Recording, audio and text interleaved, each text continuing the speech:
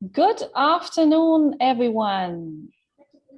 And we have a huge number of participants for today's session, part of the European Research and Innovation Days in ASEAN 2021. So we're waiting for everyone to come in from the waiting room. Oh, hello from Georgia. Yeah, send us a little message in the chat to tell us where you're from. We're expecting over 600. Vietnam, Indonesia, right. Thailand, Switzerland, Thailand again, Myanmar. A warm welcome to all of you. So as you're slowly coming in from the waiting room, you are joining us for today's session of the European Research and Innovation Days in ASEAN 2021. My name is Susanne. I'm part of the Euraxis team in ASEAN, but I'm not hosting the session today. Our moderator today is Mr. Simon Grimley, and he's from the National Science and Technology Development Agency, also called NASDA, in Thailand. And I'm handing over to my colleague Simon to introduce our speaker and today's session. Simon, the floor is yours. Thank you very much, Susanna. A very good morning to everyone joining us from the UK and other countries in Europe, and also a very good afternoon, I should say, to colleagues here in ASEAN. As Susanna said, I'm going to moderate the session today, and I'm pleased to welcome you to this webinar, which is called Making an Impact, How to Communicate Your Science Effectively, which we are pleased to be co-organizing with Susanna and her Euraxis ASEAN colleagues, and this is being done under the umbrella.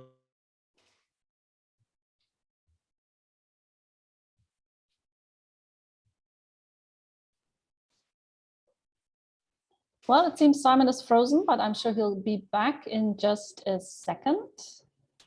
That, of course, is the internet for you.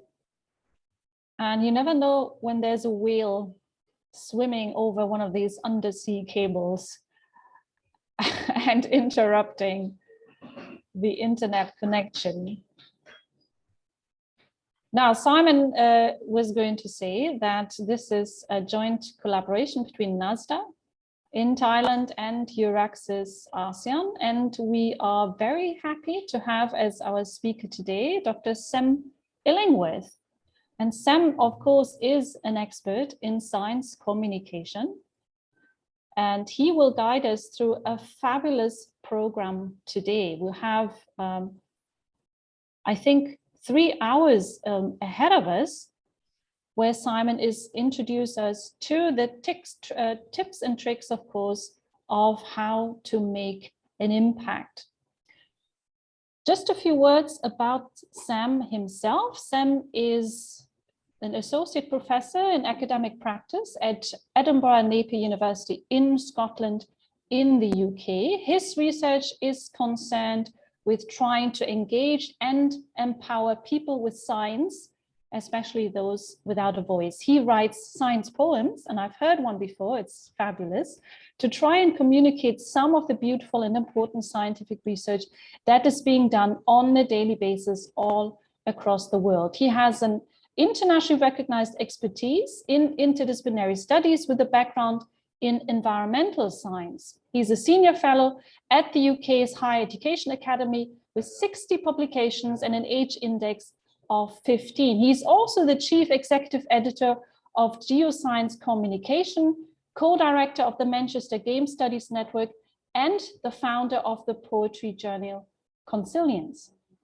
Now, without much further ado, I'm introducing you to Sam, and Sam, the floor is yours. Thank you, Suzanne, and hello, everyone. It's really great to be here. I should just say in advance, you'll see my screen gradually get lighter as daylight breaks into Edinburgh. So that was a wonderful introduction. I don't really need to say much more about myself, other than to say I'm really looking forward to this session. We're going to have opportunities for questions and answers at each of these end of these two parts. It's going to be split into an hour and a half and an hour and a half. So please feel free to use the chat to communicate amongst yourselves, and then please feel free to use the Q&A function and also the chat to ask me questions, and I'll answer those as we go through at the very end of the question and answers at each session. I should also say I'm going to be sharing some slides in a second, and they're going to be made available. So don't worry too much about taking notes, unless I say anything particularly insightful, of course, as well. So I'm just going to share my screen, and then we'll get going. So here we go. Here we go. So this session is about how to communicate your science effectively. My name is Sam Illingworth. You can get in contact with me via my website, www.samillingworth.com, via my email, s.illingworth@napier.ac.uk, or on Twitter @Sam Illingworth. And as well as any questions or comments you might have today, I'm really happy to take any questions as we go through as well. So this session really is about making you think about what impact is and why we need to care about impact. And I want to begin really by just asking ourselves, what is impact? And I offer you this contemporary definition. So impact is the demonstrable contribution that excellent research makes to society. So how excellent research contributes towards society. And what I should say is I'm going to be speaking in broad terms to begin with, and then I'm going to go into the specifics of examples that I think will be useful for you. A lot of these are grounded in the specifics of the UK, but the general gist of what I'm talking about and the examples are also specific to different regions and can be applicable there as well. But of course, in the question and answer session, I'm happy to answer anything that might come up with regards to that. So when we're thinking about impact and when we're thinking about demonstrable impact on society, we can really think about this in terms of two ways. We can think of an inward facing side of impact, and we can think of an outward facing side of impact.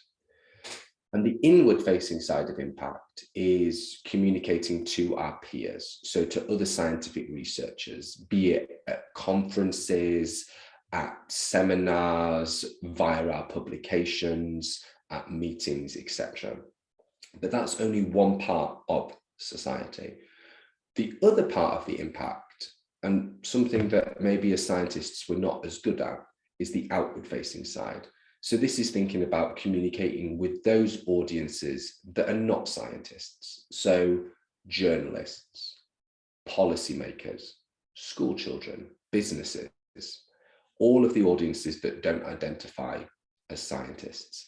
And that is what we can think of as outward facing. So we have inward facing, communicating to other scientists, and outward facing, communicating to non-scientists. And in this talk today, we're going to be looking at how to communicate effectively with each of these audiences and how to engage with them. One thing I should say up front is that there's no such thing as a general public. There's many different publics. So nobody identifies with themselves as the general public. There's businesses, there's policymakers, there's journalists, there's members of community groups, there's members of religious organizations. All of these different organizations and all of these different publics have their own intricacies and own specifics of communicating with them. So we're going to start to look at some of those today after a general introduction to how to really think about framing your science for different audiences. So something that I'd like to introduce you all to is the triangle of effective communication. And this is going to form the fundamentals of a lot of what I'm talking about today. So this is adapted from a publication by two business leaders called Peck and Dickinson. And I've adapted it really for communicating science effectively in order to develop impact. And what this tells us is that there's three things to think about. We need to think about the narrative. So that's what we're saying. We need to think about the audience. So that's who we're saying it to. And we need to think about the self. So that's how we're saying it. And as with any triangle, if one of these elements falls down, narrative or audience or self, then we don't get effective communication. So in order to have effective communication, we need to think about our narrative, our audience, and ourself. And in the next set of slides, we're going to be talking about narrative and audience, and thinking about how we can use those to really target a specific audience as well. So connecting with an audience. Sorry, the noise you can hear in the background is just my daughter getting ready for nursery, because it's very early in the morning here. I just want to talk about connecting with audiences. And I want to start off by talking about storytelling. And you might be thinking to yourself, why am I coming to a talk about communicating science effectively, and Sam is talking about storytelling? Well, storytelling is really, really important because it forms the fundamental part of developing our narrative and reaching out to our audiences so that we can make effective impact. And I just want to start with a quote. And this quote is from a paper by Mariana Jobert et al. In 2019 called Storytelling, the Soul of Science Communication. And this quote says, "All animals and many plants communicate in one way or another, but only humans tell stories. Storytelling is arguably the defining characteristic of humans that sets us apart from the animal kingdom. Ancient societies told stories around campfires and painted murals about their hunting expeditions on the walls of caves.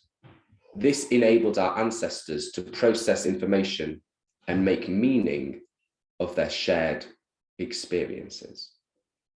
So that's to say that humans digest information via stories. So storytelling is really an extremely effective way to communicate our research to different audiences and to generate impact. So when we're thinking about communicating our science, we need to think about how to tell stories and the stories that we are telling. So one of the most popular ways of telling stories is via the 3-act structure. So this was originally laid down by Aristotle in his treatise Poetics.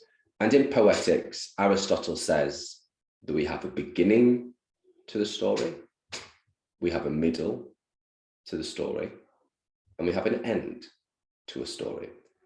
So when people encounter traditional stories, certainly from the West, one of the ways in which they might encounter these stories are stories that have a beginning, stories that have a middle, and stories that have an end. So in other words, if we're trying to think about our science stories, it would make sense to structure them in such a way that there's a clear beginning, a clear middle, and a clear end. Now, the good thing about science is that actually, I think it lends itself rather nicely to this 3-act structure. So we could think about the beginning being the context and the rationale. So why have we done this science? Why is this science important? What do we hope to find? We can think about the beginning as the methods, the results, and the analysis. So what have we found? What does this start to show us? And then we can think about the end as the conclusions and the future plan. So how did we answer our original hypothesis? Why is this important? What does this mean for ourselves and for other scientists and for the wider society? And how does this open up future plans as well? So you can see, for example, if you're giving a science presentation to a scientific audience, this is also how you might structure that presentation. We've got a clear beginning, we've got a clear middle, and we've got a clear end. Now, this is only one way of telling stories, and it might not be the best way to always use to communicate to different audiences. So what I'd invite you to do is to look at different ways of telling stories. So Freytag did a lot of excellent work on the different structures of stories, and he offers this 5-act structure where we start with an exposition. We explain what's going on. We have a rising action, we have a climax, we have falling action, and then we have a denouement where everything's wrapped up. And you might recognize this from a lot of Hollywood films, or a lot of films that we watch have this initial exposition, this rising action, this climax, this falling action, and this denouement. So again, this is a form, this is a structure of storytelling that many people are familiar with. So if we use this structure to tell our science stories, then we can argue that it's a familiar way for people to encounter and engage with our research. So what does this look like for our science stories? So we begin with, why are you doing this? And then we could have the rise in action of, how are you doing this? The climax being, what did you find? The diminuendo being, what does this mean? And then the denouement, where we wrap it all up at the end, being, why did you do this? So again, what we're doing here is we're telling a slightly different story. So rather than telling a linear story, we're telling a story that builds to a crescendo of excitement, to a climax of discovery. And in many times, this is how we might even do our science. There might be many years of laying down ground research, doing experiments in the laboratory or in the field or in front of the computer, and then having this moment of discovery. So this is another way in which we can start to think about telling our science stories. Now, one thing I should say here is that these are only 2 ways of telling stories, and they're very much grounded in Western storytelling. This isn't the only way to tell stories. And as we can see from the wide variety of people from right across the world in this webinar, people come from their own cultures where they have their own traditions, their own structures of storytelling. And if you're wanting to engage those peoples, then use a storytelling structure that is specific or particular to them and which you are also familiar with. Doing so will help to create a narrative that is effective for that particular audience. So the other thing I want to talk about really in terms of developing your narrative and thinking about your audience is jargon. Now, jargon can be defined as introducing a large collection of words that are alien to your audience, and it's the quickest way of disengaging them with your subject matter.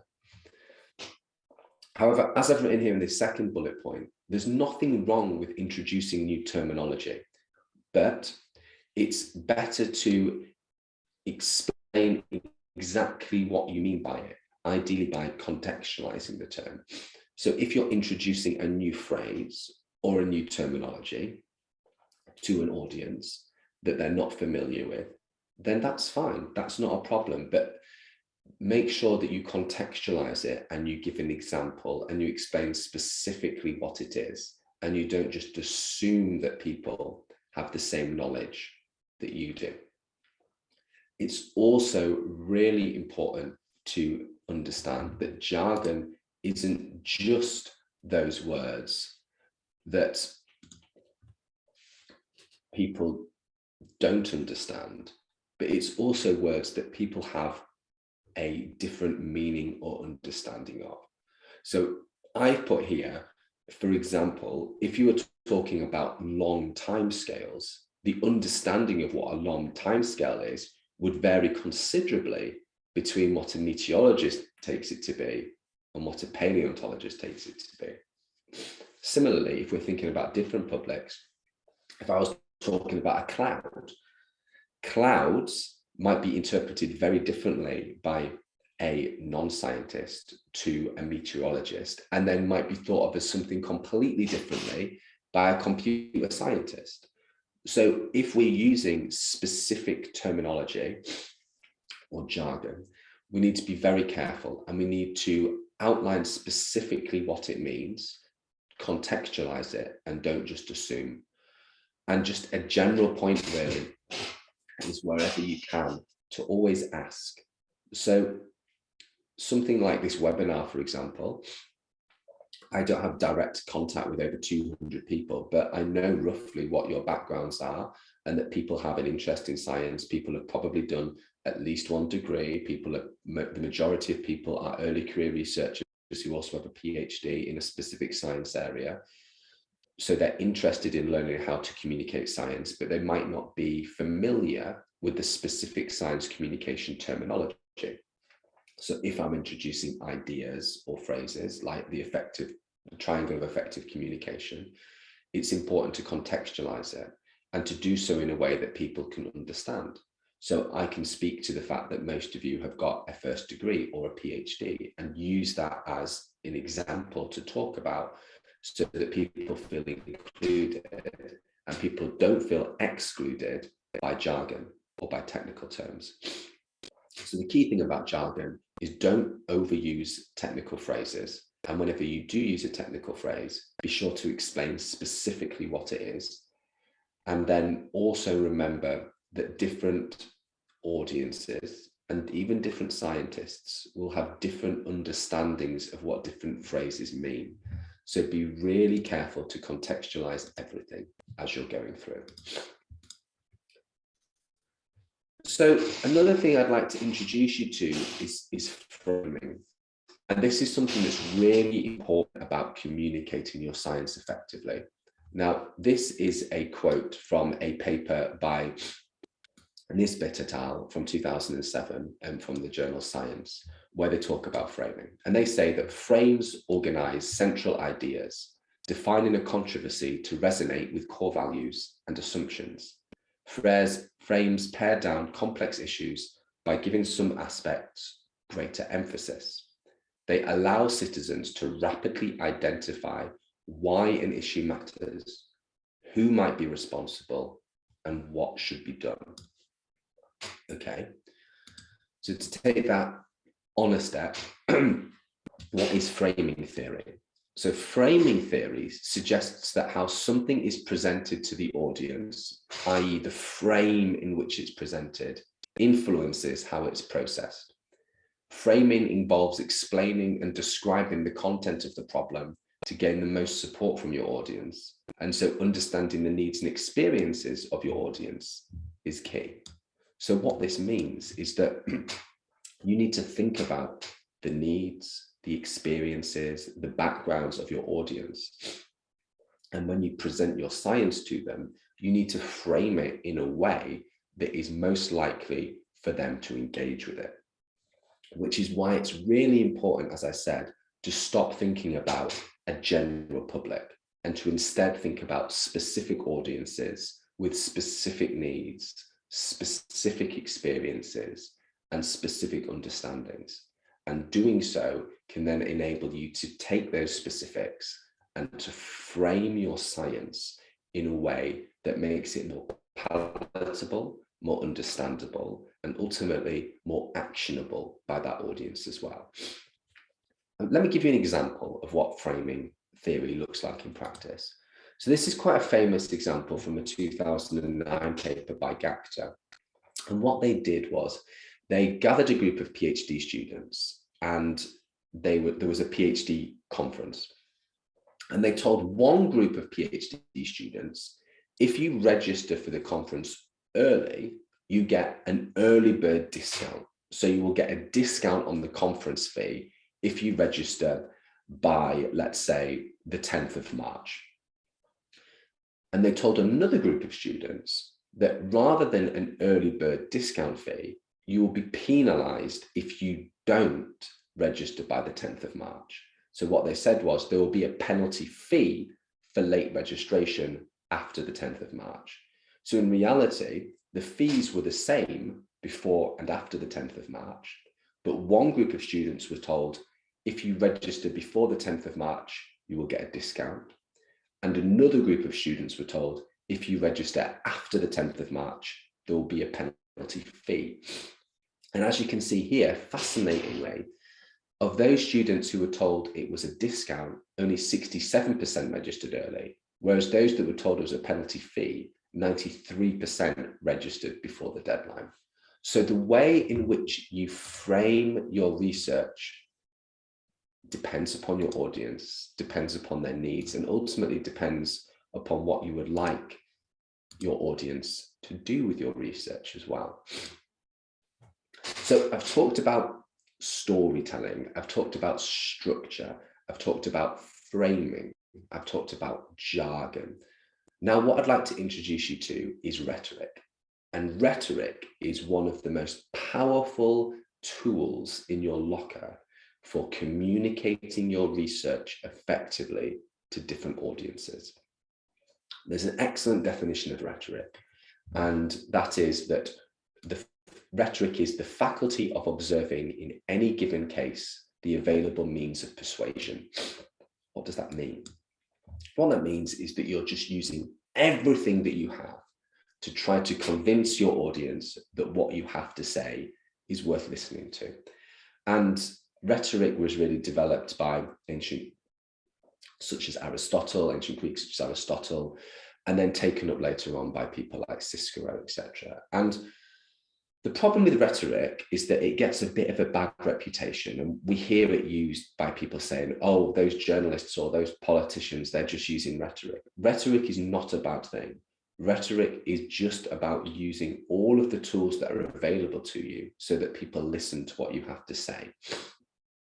And we can break it down into 3 stages, each of which I'll go through with examples. We can think about the ethos, we can think about the logos, and we can think about the pathos of the argument. And as you'll see, the good news is that actually as scientists, we do ethos and logos rather well. Pathos is maybe something we can work on. So rhetoric is a good thing. It's something to consider, and it's just about how we can engage our audiences so that they want to listen to what we have to say. So let's think about ethos first. So ethos, as I've said here, is an appeal to the ethics, and it's a means of convincing someone of the character or credibility of the persuader.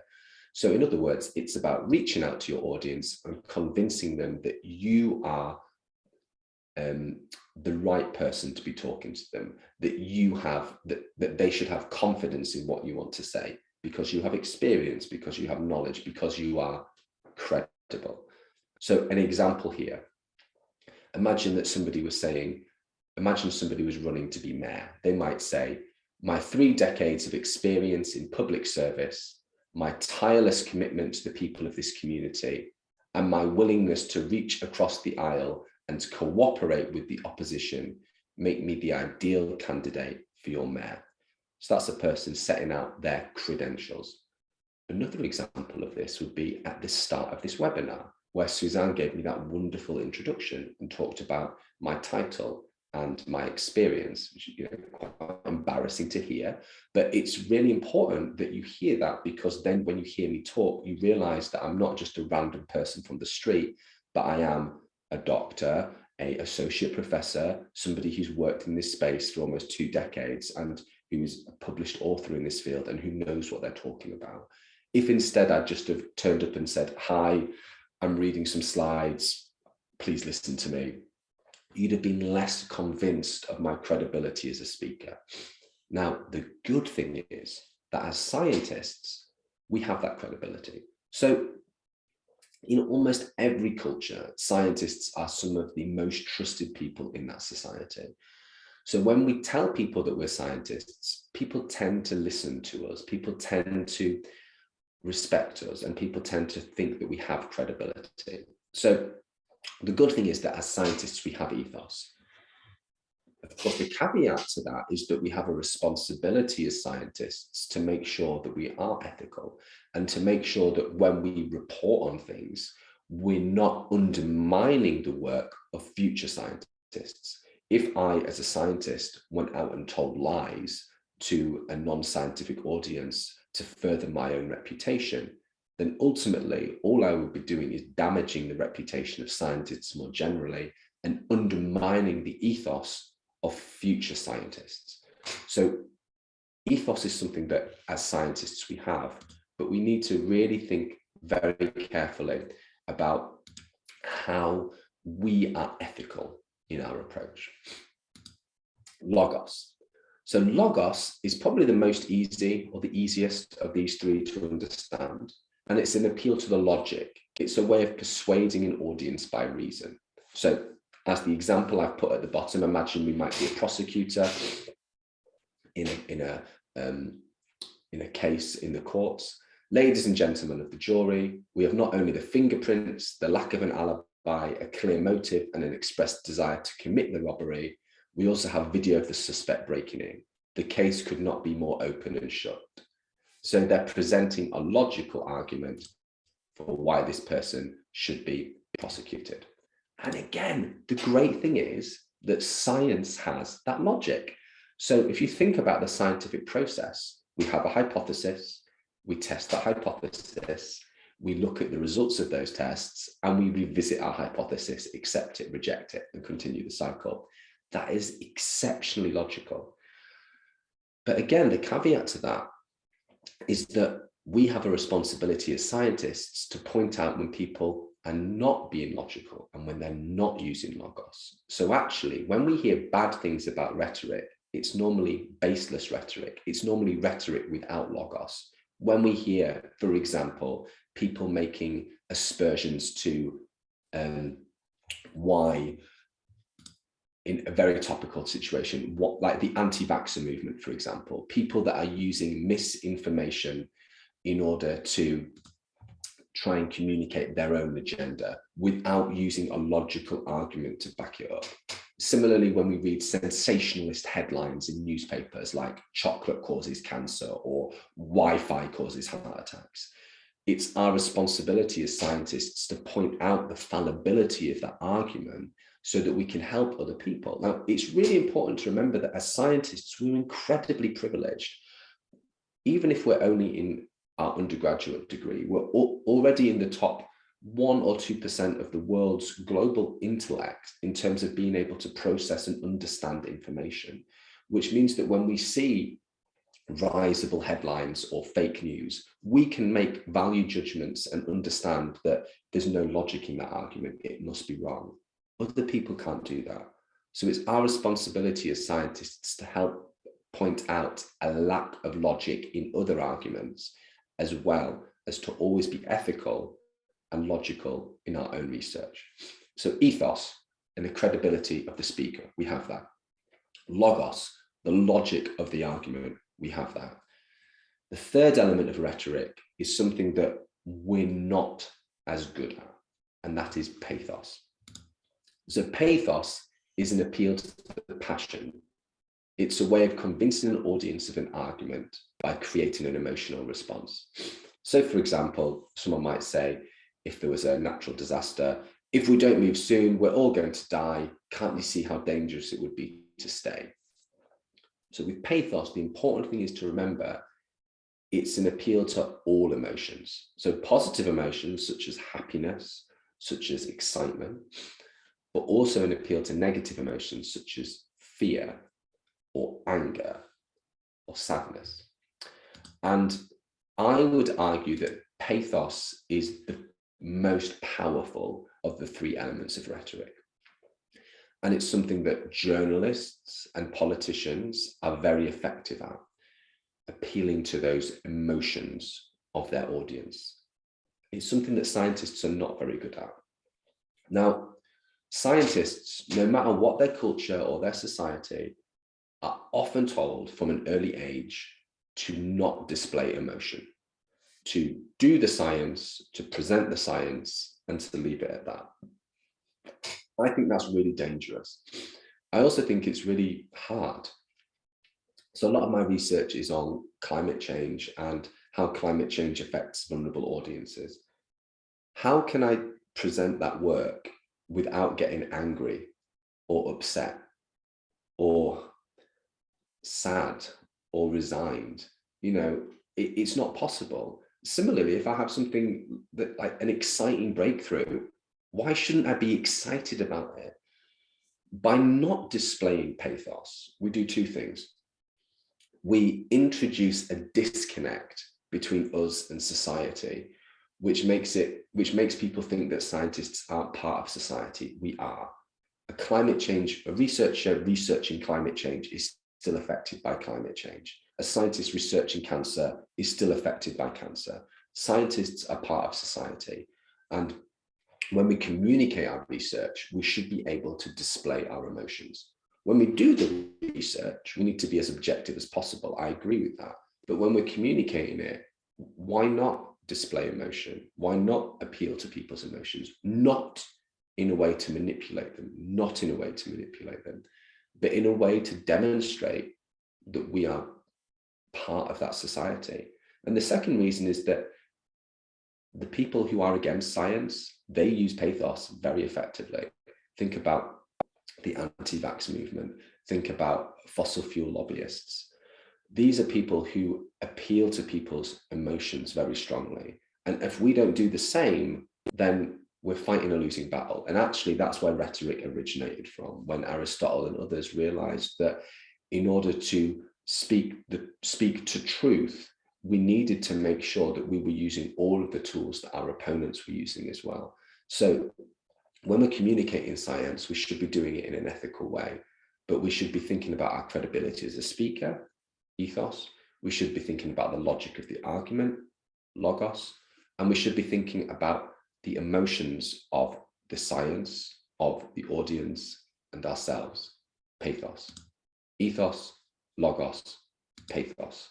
3 elements of rhetoric that are essential for communicating our science effectively, for generating impact with different audiences.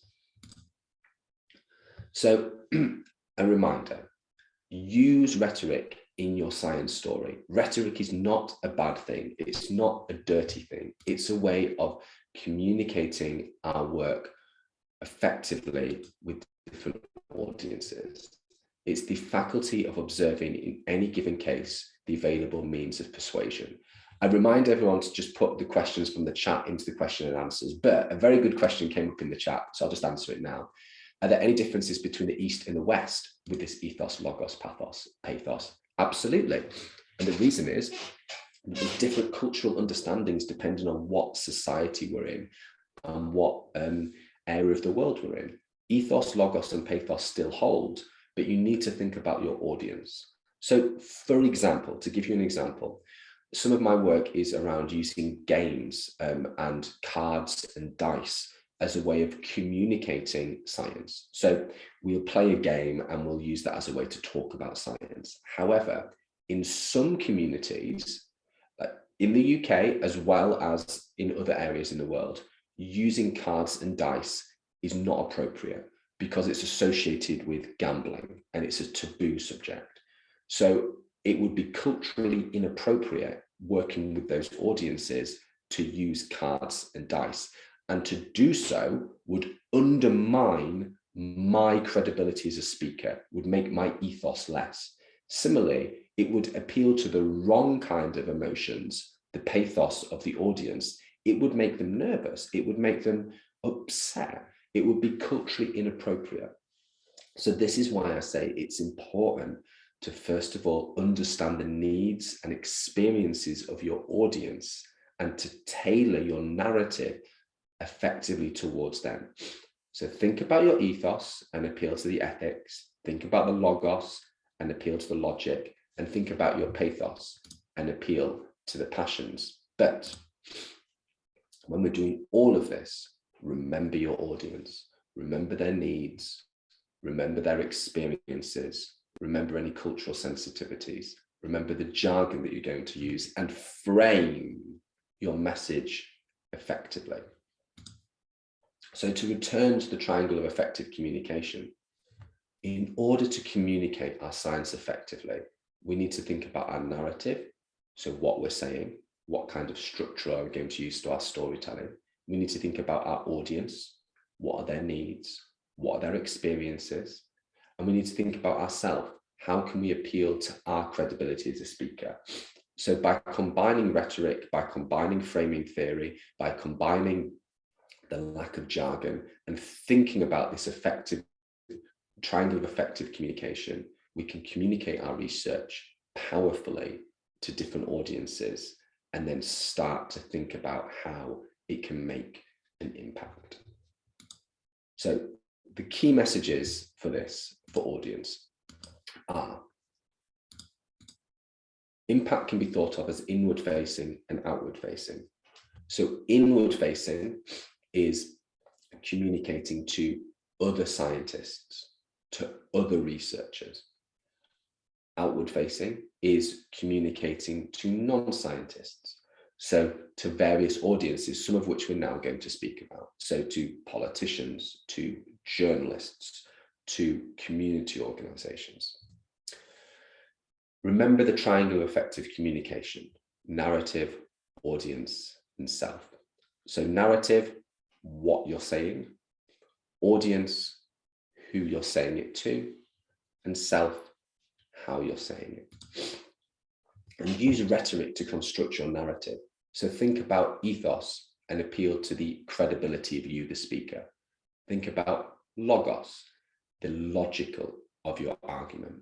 And think about pathos and appeal to the emotions of the audience. But through all of that, remember, we are doing so to speak power to truth. We should never be communicating science to further our own means. Think about what impact is. It's about making a positive difference to society. So we should be using rhetoric, using the triangle of effective communication to communicate our research to and with different audiences in an ethical and appropriate way. And then finally, use framing to consider your audience. So think about that example I gave. When you're working with an audience, try to find out what their needs and experiences are. In some cases, you can't always ask all of them, but you can get a good idea for what that is, for what the cultural sensitivities are, for what their background is, for what their experiences are. For example, I am a white heterosexual cis male who was born in the 1980s in England. So I know that I have lots of pop cultural references from the early 1990s with regards to music, TV, and video games, certainly with music and TV, that would probably not be appropriate for this audience because people might not have heard of them, okay? So if I was giving a talk about effective science communication to a specific audience of English people born in the 1980s, I might use some cultural references that would be completely lost on this specific audience. So just think about your audience, think about what their needs are, try to find out as much as you can about them and frame your message accordingly in order to give it the best possible chance of having impact. So what I've talked about there is general advice for developing impact and for considering your audience. What I'd like to go on to do now is to really think about specific audiences. And I know that inward facing, so talking to other scientists, is just as important as outward facing. I know that. So I also know that this audience probably wants to have one of the most important questions. How do you get your paper seen by other scientists? How do you get your research publication seen by other scientists? How do you improve your citation count? How do you improve your H index? Well, let's have a look. The first thing to do is to make it free to access. So as we all know, certain journals operate a paywall by which people have to pay, or their institutes have to pay, in order to read the research in that journal. Now, I'm not going to go into the politics as to why I think open access journals are better. I think they are. There's politics there.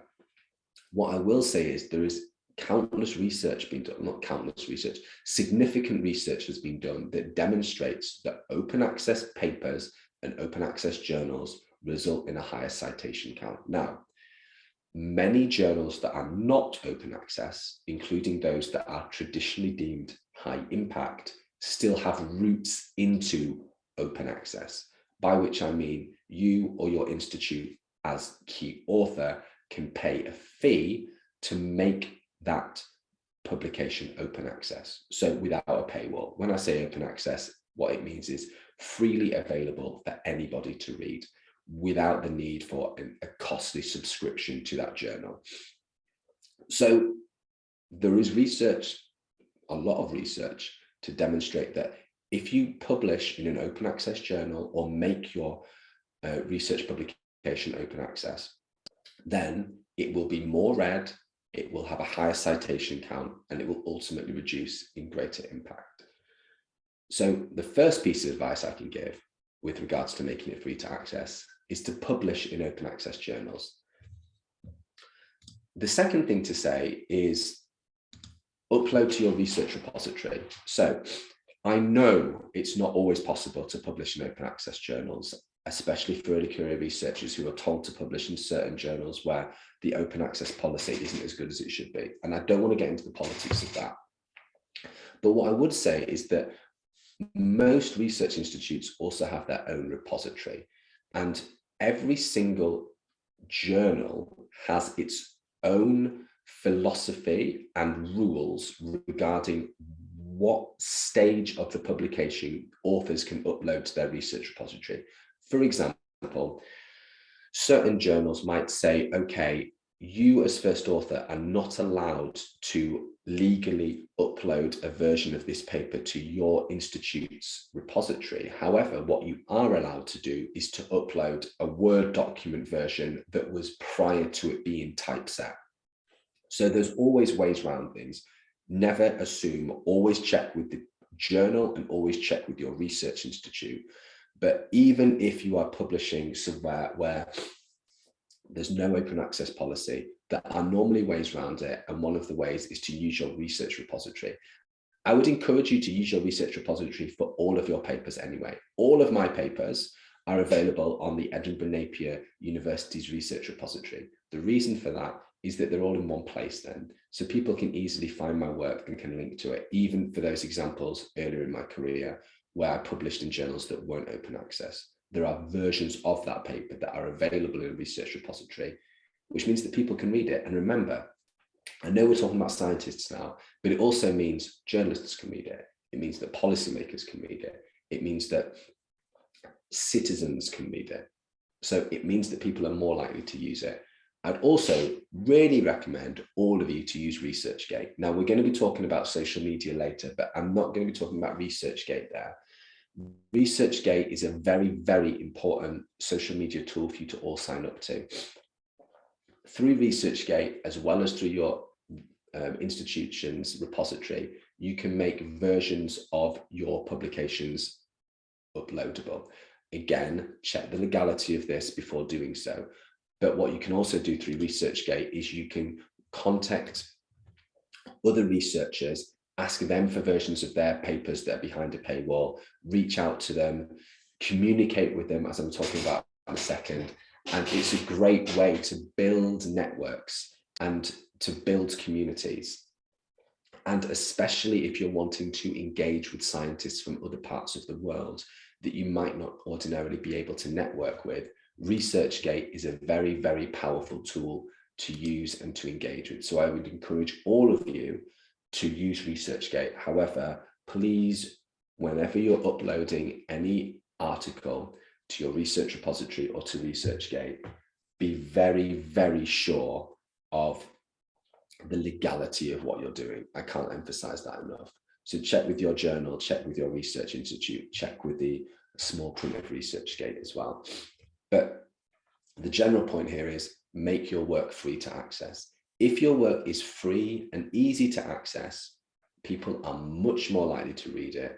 As such, they're much more likely to cite it, and they're much more likely to engage with you. And as a result, your research is much more likely to have a significant impact.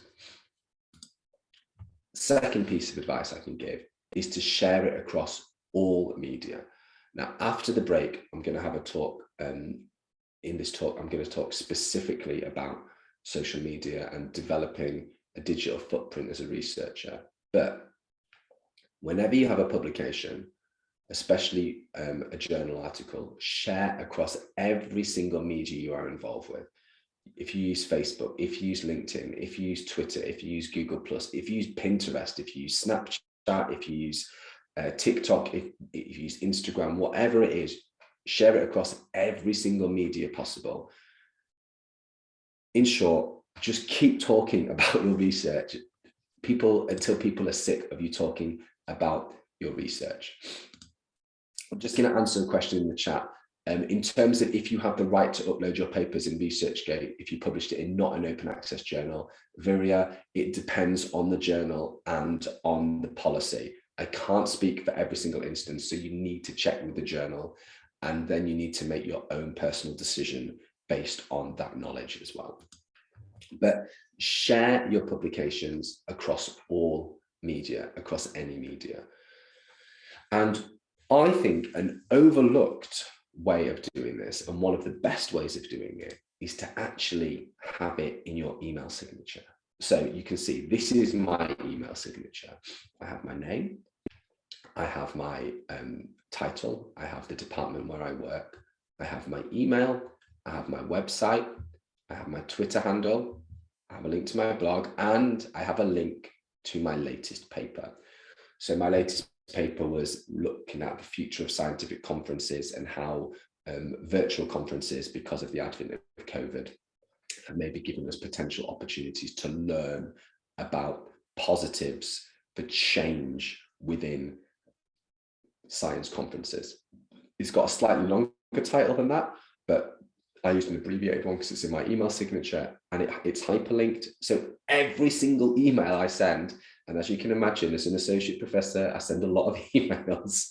Every email I send has a link to my work. I would encourage all of you to do this. Just update your latest paper or your latest publication. And I know, because I track my metrics, a lot of people click on these links, and people get in touch with me saying they've clicked on that link. So just put it in your email signature. It really doesn't take much time to do at all. I know this is a bit insane, but I have a work email and a personal email, my Gmail account. I actually put a link sometimes on my Gmail account.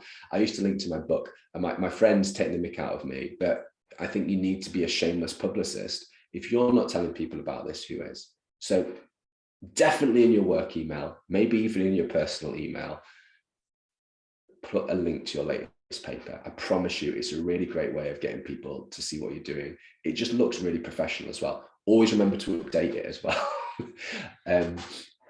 You don't want a paper in there that's 4 or 5 years old, update it.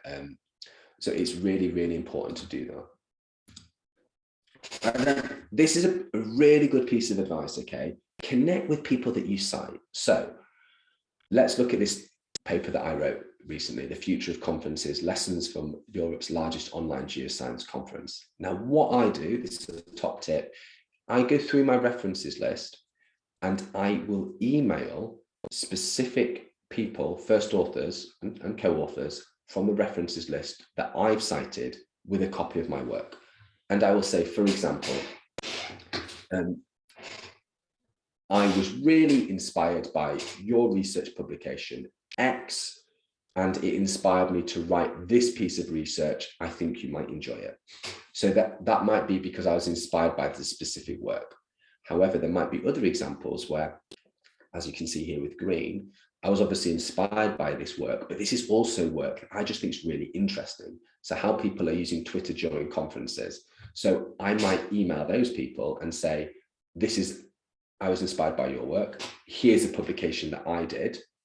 It would be great if we could maybe combine our thoughts and start to collaborate together. So not only are we getting more people to read our work, we're also starting to build up our academic networks as well. And then finally, such as the case here with this very, very influential paper, I might email them, might not get a response, but just saying, I love your work. I'm really inspired by you. I'd love to work with you on a project. Here's the latest paper that I've done. You might find it interesting. What I would say is scientists are really nice and really polite, and will normally always email back, even to say they're busy, but they'll email back. And it's a great way of starting to build your networks. So if you've referenced someone in a piece of work you've published, you obviously think it's important. You obviously rate it. So why not email those people you've referenced? At the very least, they'll be happy because they've got an extra citation on their work. So go through your reference list. You don't have to email everybody, but email those people that you want to work with and whose work you've been particularly inspired by. Write a dedicated email. Your email could also have a link, remember, to the paper. And it's a great way to get more people to start engaging with your work. And then always, always, always inform your research institute and funder. So anytime you have a publication, inform your funding body and inform your research institute. Now, we're going to talk about the mass media in a bit, but they might write a press release about it. They might not. But you shouldn't decide whether, if you think it's not important, let them decide. For example, I co-edited a book about climate change and poetry, which you might not think is the most worthy news story. However, my research institute at the time, Manchester Metropolitan University, did. And they wrote a news story about it. And this led to further media engagements. Similarly, if you're working for a specific funding council, they might want to tweet about your research, or they might want to write a blog about it, or they might want to just send it in an email to people. So let your funding institute know that you've published work based on their funding. Let your research institute know that you've published work under the name of their research institute. And at the very least, it will mean that several more people read it, and it might lead to even broader engagement with your work.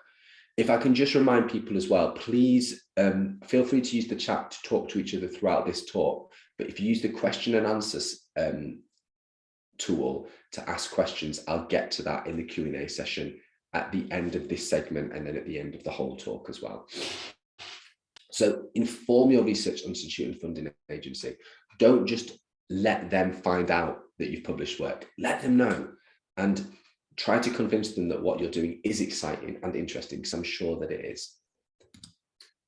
So the key messages to getting your paper read by other scientists,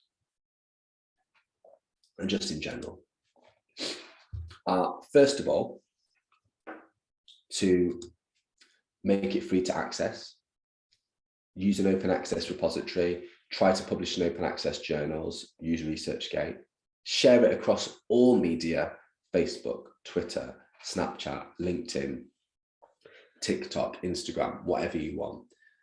Update your email signature, have it in your email signature so that every single time someone receives an email from you, they're reminded of the latest paper that you have. Connect with the people you cite. Go through your reference list. Which of those people would you like to work with? Which of those people do you want to engage with? Connect with those people and let them know about your paper. And then finally, tell your research institute and funder that you've done the work. And if you do that, then they'll be able to share what you're doing as well. So that is how to get your papers read by other scientists and read more generally. What I want to talk about now is engaging with policymakers. So this is looking at outward facing impact. So it's about engaging with non-scientific audiences, but thinking about how our work and our research can be really effective. Why do we want to engage with policymakers? Well, what are policymakers? Policymakers aren't just politicians. Yes, they're government ministers, but they're also school governors. They're local politicians such as mayors.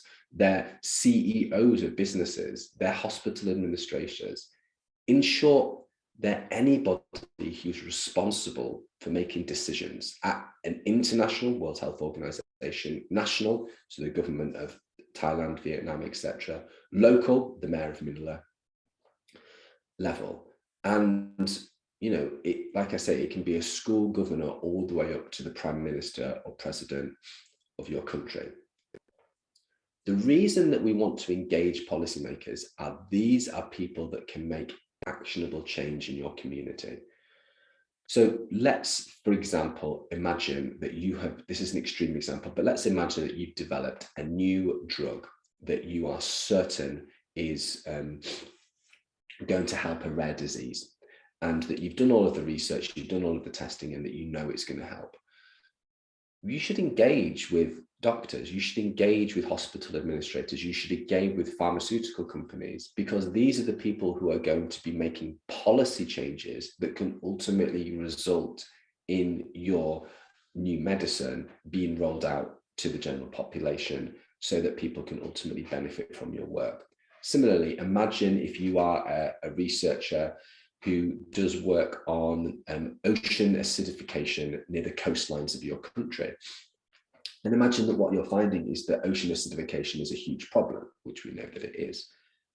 How do you actually make actionable change? Well, we can convince non-scientists to do things differently, but also what we should be doing is working with policy makers so that at the national, local, international, regional level, changes are being made to stop ocean acidification, to stop plastic pollution, to stop sewage spills. And our job as researchers and scientists is to present that information and then to engage with policymakers whose job and expertise is to make policy change and who can lobby on our behalf as well.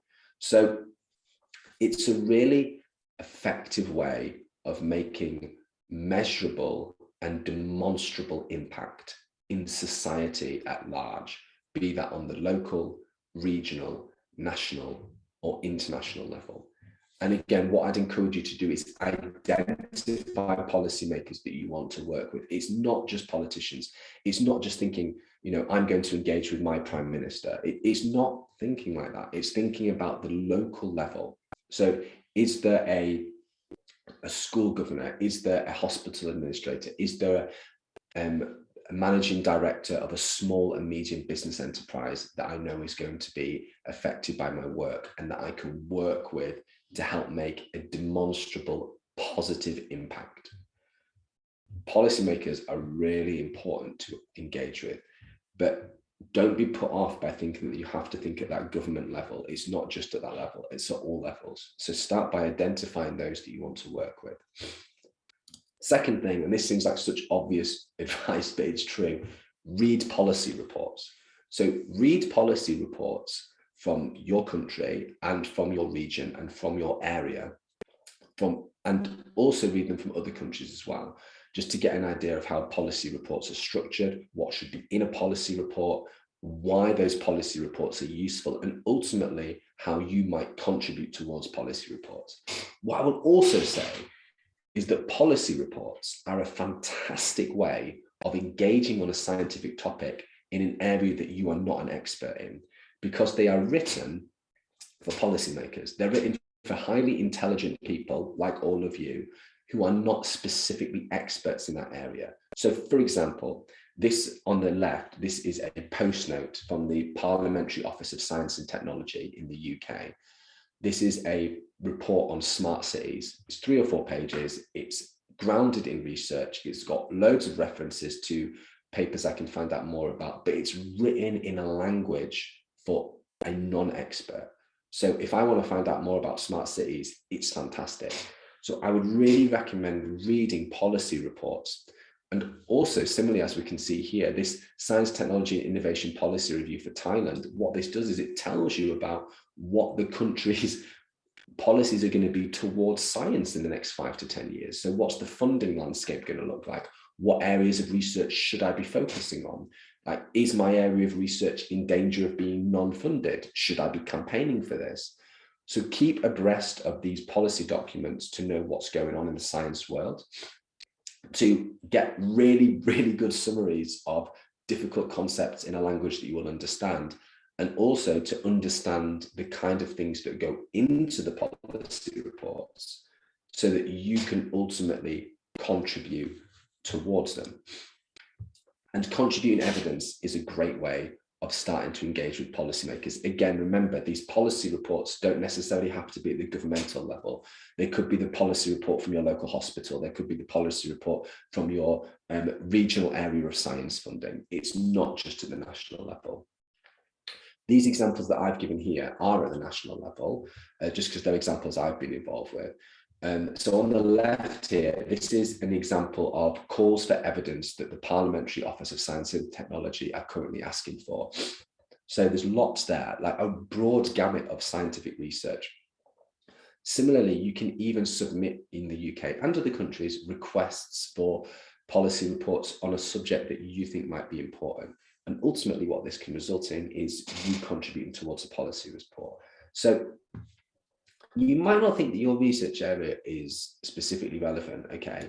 I wrote a policy report on the needs for arts-based approaches to climate change engagement. So how we can use poetry and games to engage publics around climate change.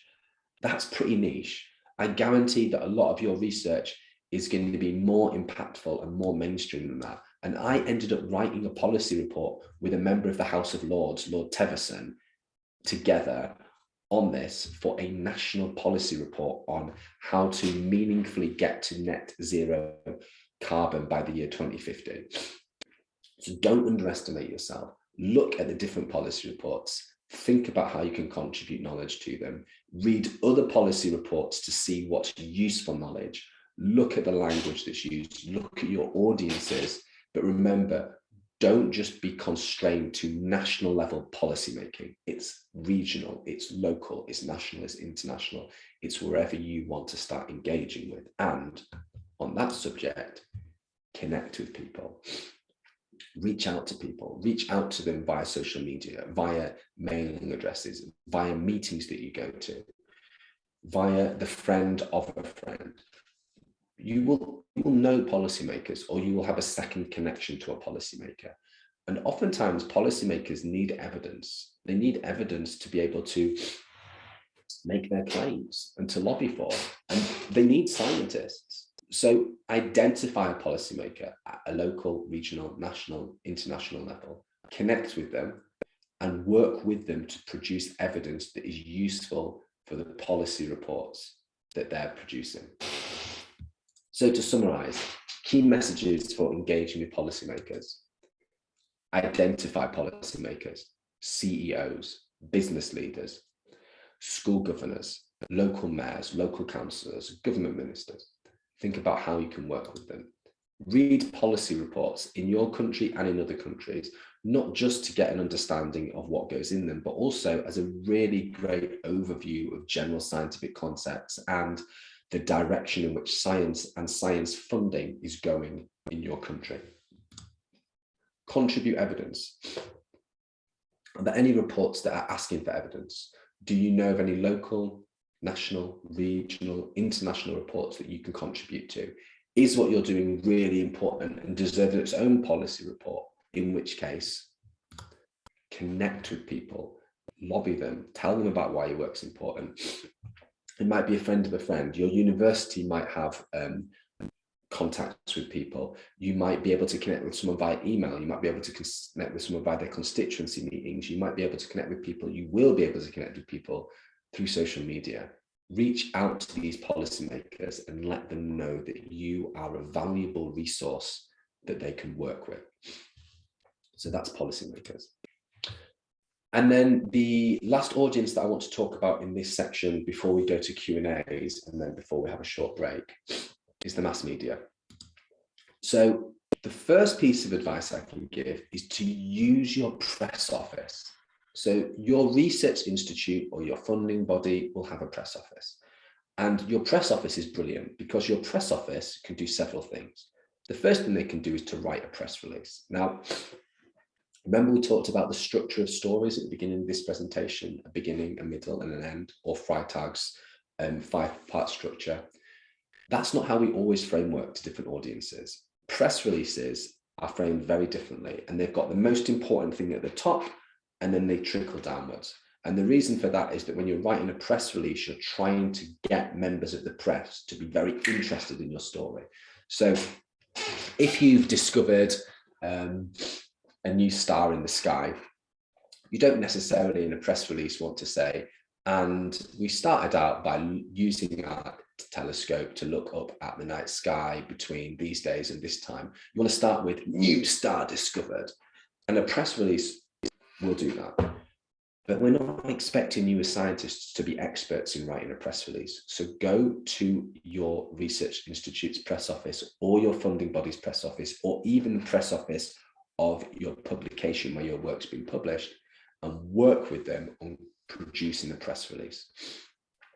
Doing so will enable your work to be picked up by media outlets.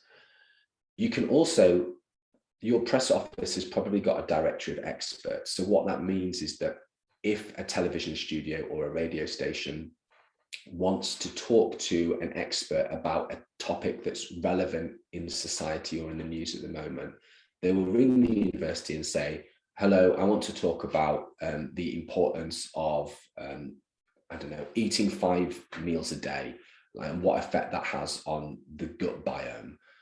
Have you got anybody who's an expert in this? They will then look at their register of experts, the press office, and get in contact with you. So reach out to your press office and say, can I be put on your directory of experts? They might call it something else. They might not have one. If they haven't got one, then tell them to get one. And then finally, your press office can offer you training.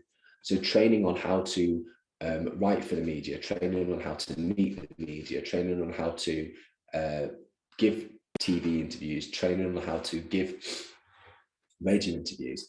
And again, if your research institute doesn't have this, your funding body might have this, or there might be specific training that you can go to. But reach out to your press office, let them know that you're there, let them know that you're willing to be engaged and that you want your research to reach a wider audience.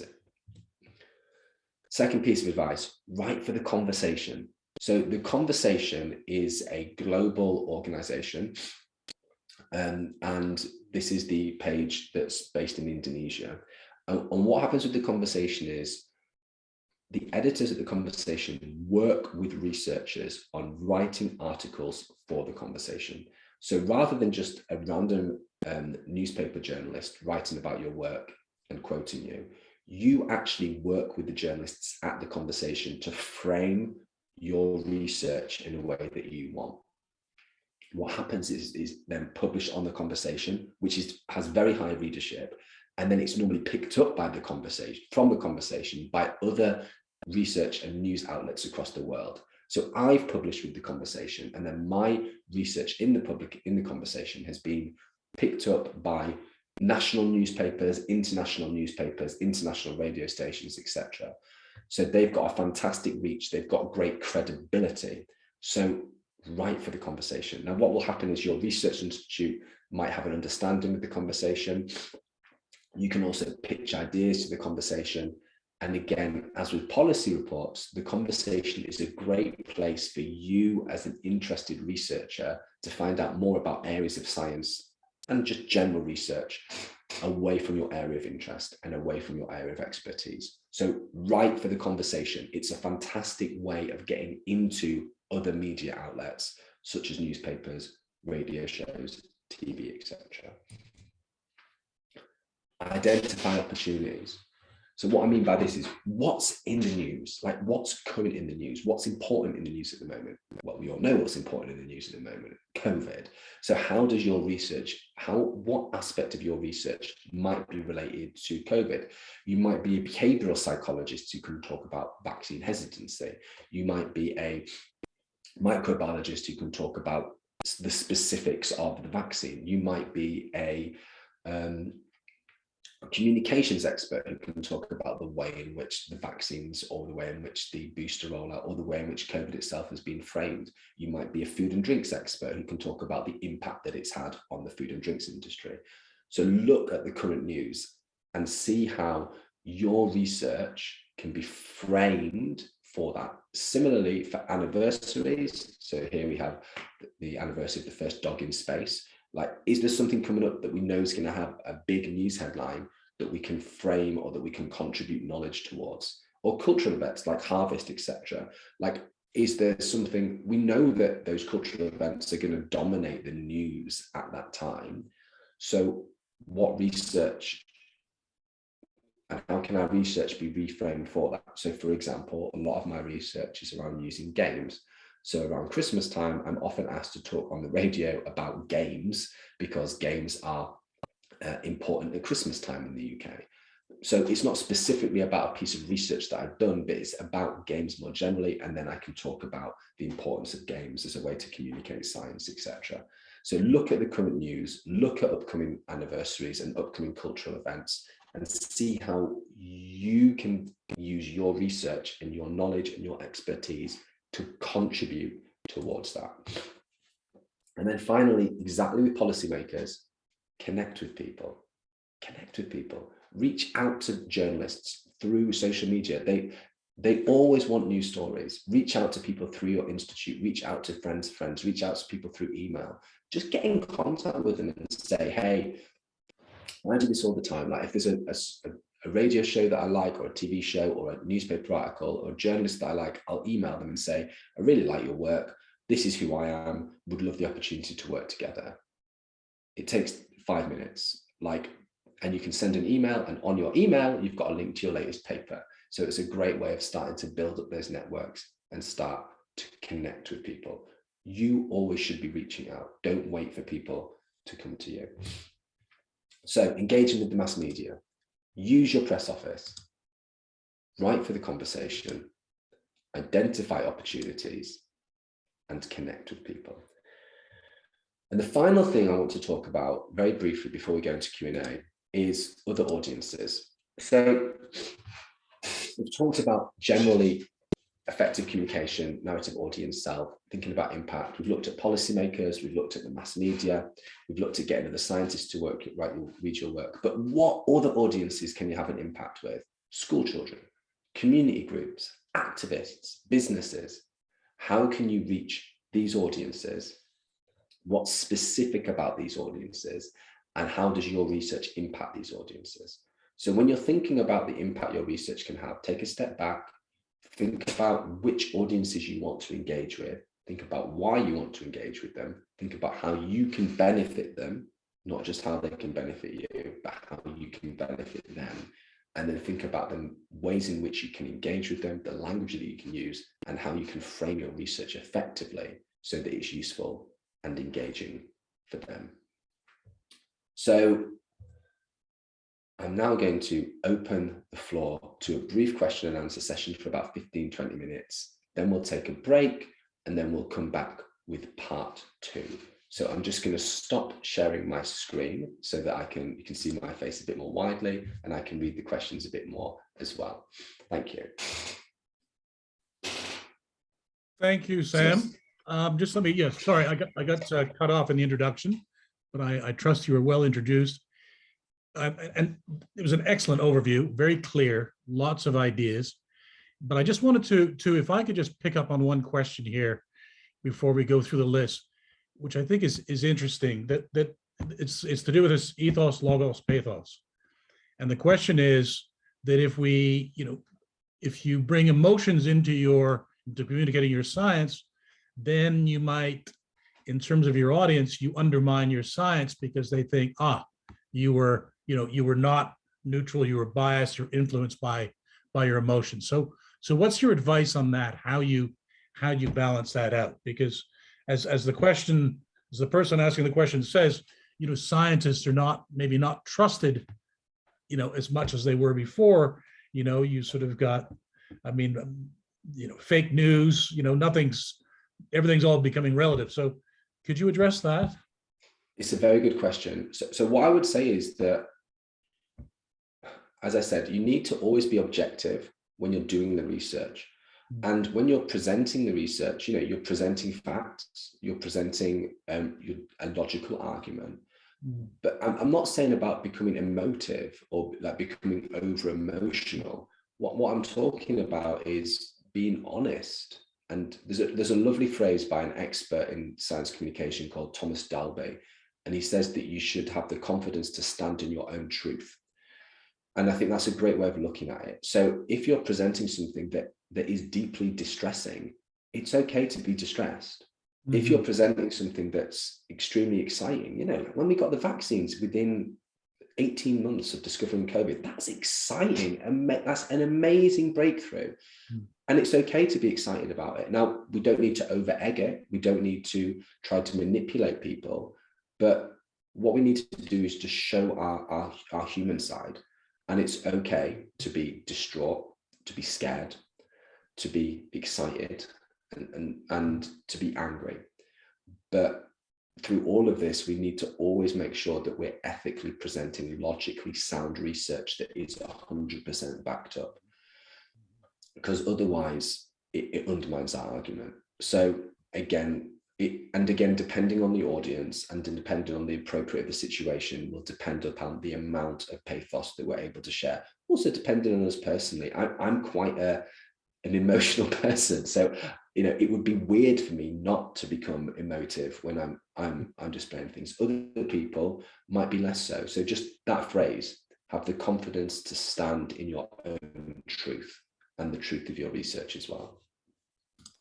Can I ask another question too? Because I think it's a theme throughout your presentation when you're talking about, you know, you're not just communicating with other scientists, you need to communicate with a wide range of different audiences. And early in your presentation, you mentioned about avoiding jargon. And I'm wondering if you could elaborate on that. And I'm thinking particularly when it comes to when you're submitting proposals for research funding, and that the people that are doing the evaluation, you cannot assume that they are going to be the experts in your field. So could you just elaborate on this whole issue of jargon? Yeah, of course. And why you avoid it? No, of course. So I think there's no problem with jargon, but we need to be very clear what we mean by the words. So for the example that you gave, Simon, if we're writing for a research fund, what I would always do, I would write it assuming that the audience is intelligent, but that they're not a specialist in the field. And then what I would do is I would ask an audience, so a colleague of mine who is a review panelist for another funding agency, I would say, can you look at this, please? And specifically, can you let me know if there's anything that doesn't make sense and why it doesn't make sense? So again, it's very hard for us as scientists who have been scientists for 10, 20, 30, 45 years to remember that the words we use on a daily basis are not the words that a intelligent but non-expert person would be using as well. So always try to write it for an intelligent but non-expert audience. And if you're unsure, find as close as you can a member of that audience, ask them to read it, but don't just say read it, ask them for specific feedback. So you might have one person who you specifically ask to address the jargon. You might have another person who you ask to specifically pull out any grammatical or spelling errors you might have, which is especially important if we're writing in a language that's not native to ours.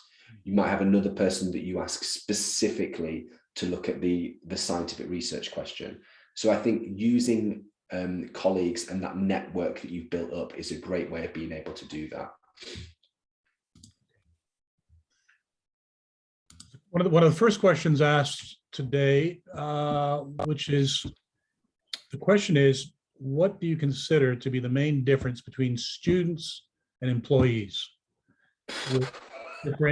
which differentiates the effectiveness of your narrative? I think my reading on that question is, and I think I would have an answer, but that when you're writing your PhD for your PhD supervisor to read, you know, is there a different way that you're going to tell your story versus when you are a full-time researcher at a university, you know, writing for the university or writing for your peers? What's the difference? Is there a difference? Well, I think there is a difference, because if you're writing something specifically like a report for your PhD supervisor, you should understand that your PhD supervisor has a wealth of knowledge, expertise, experience, versus if you're teaching it to a non-specialist audience. Yeah. However, I think the biggest problem early career researchers find is trying to sound over intelligent and worrying that I'm not saying you should oversimplify, but trying to use too much jargon and trying to sound too intelligent so that people think that they're intelligent. If instead you explain your work in a clear and concise manner, you'll need to make changes, because you always should make changes to different audiences, but you should always write and you should always communicate in a way that doesn't try to make you sound intelligent, but which accounts for the needs, experiences of your audience. Because ultimately, you're not producing something to make you look good, you're producing something so people can understand what you've done. Mm-hmm. And again, ask. That's the best advice I can get. Just try and ask or find out about that audience in advance. And I think just based on what you've presented so far, that it's the same.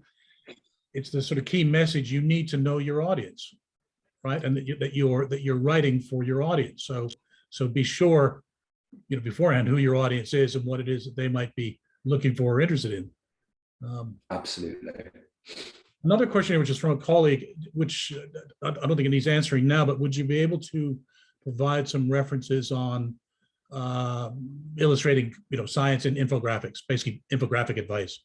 Do you have some references you'd be able to share maybe after the event? Or so I can tell you now, there's a really, really great website called Lifeology, which is run by a colleague called Paige Giroux, and that does some amazing work on graphic design and on using graphics as a way to communicate science. But I'm not a graphic design expert, but it comes back to the same thing.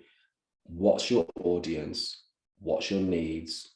What's their understanding? And how can you use graphics to help to accentuate and to help to reach out to the needs of that audience, rather than just what you assume you think will work?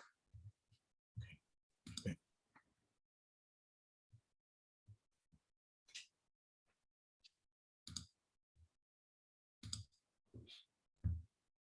I'm just looking here. This is an interesting one as well. Is there a difference between communicating engineering science versus, say, the social sciences? In other words, do these principles apply? The principles you've illustrated so far, do they apply to all fields of science, or do they need to be tailored?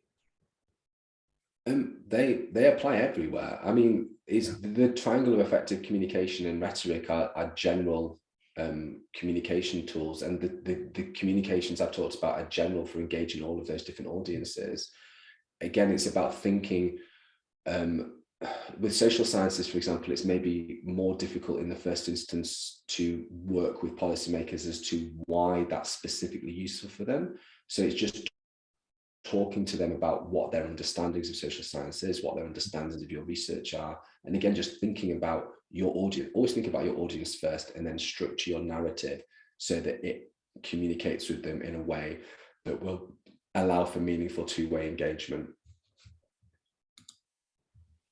Here's another question that I like, which is sort of comes to the cultural, differences perhaps, but about posting all your publications, through various social media channels, et cetera. Is there not a risk that people might perceive you as being arrogant or boastful? Or why should you care about that? Like, you've spent years of your life doing this research. People should read it. You should be proud of it.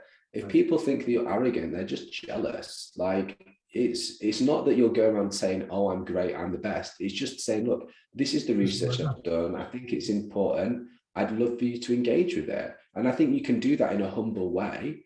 Like I said, when you reach out to people that you cite, you're telling them that you've been inspired by their work, which you have, but you're just using that as a way to then start to have a conversation with them. So I don't think there's any problem at all in talking about the work that you've done, because otherwise, why have you devoted years of your life to doing the research?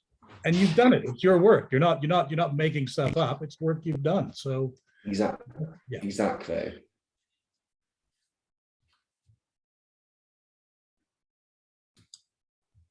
Susanna, do you have any questions from your? No, nothing at the moment. Maybe, Sam, there's someone asking about the Lifeology website you mentioned. Could you maybe spell it out so that people could I'll put it. Look at it. I'll put a link. I'll put a link into the chat. Excellent. Also, if we look at the Q&A section, I can just pick up a few of those as we go. I'll put that into the chat.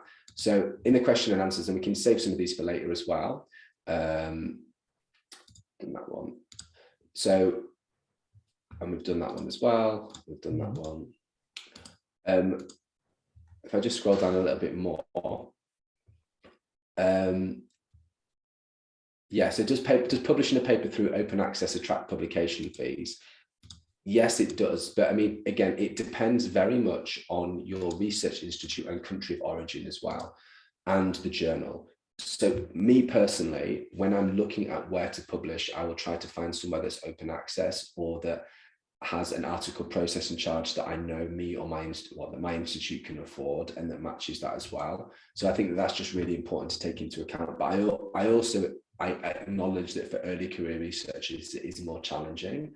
But what I would say is that those high impact journals, like, why the high impact? If you're publishing an open access journal that you know tens of thousands of people are reading, because you can look at the metrics, as I'll talk about later, that's having a high impact. You know, like if you're you might be publishing in a journal that has a low impact factor, but if your paper itself is cited dozens or hundreds of times, then it's having a high impact. It doesn't matter what journalism in that regard.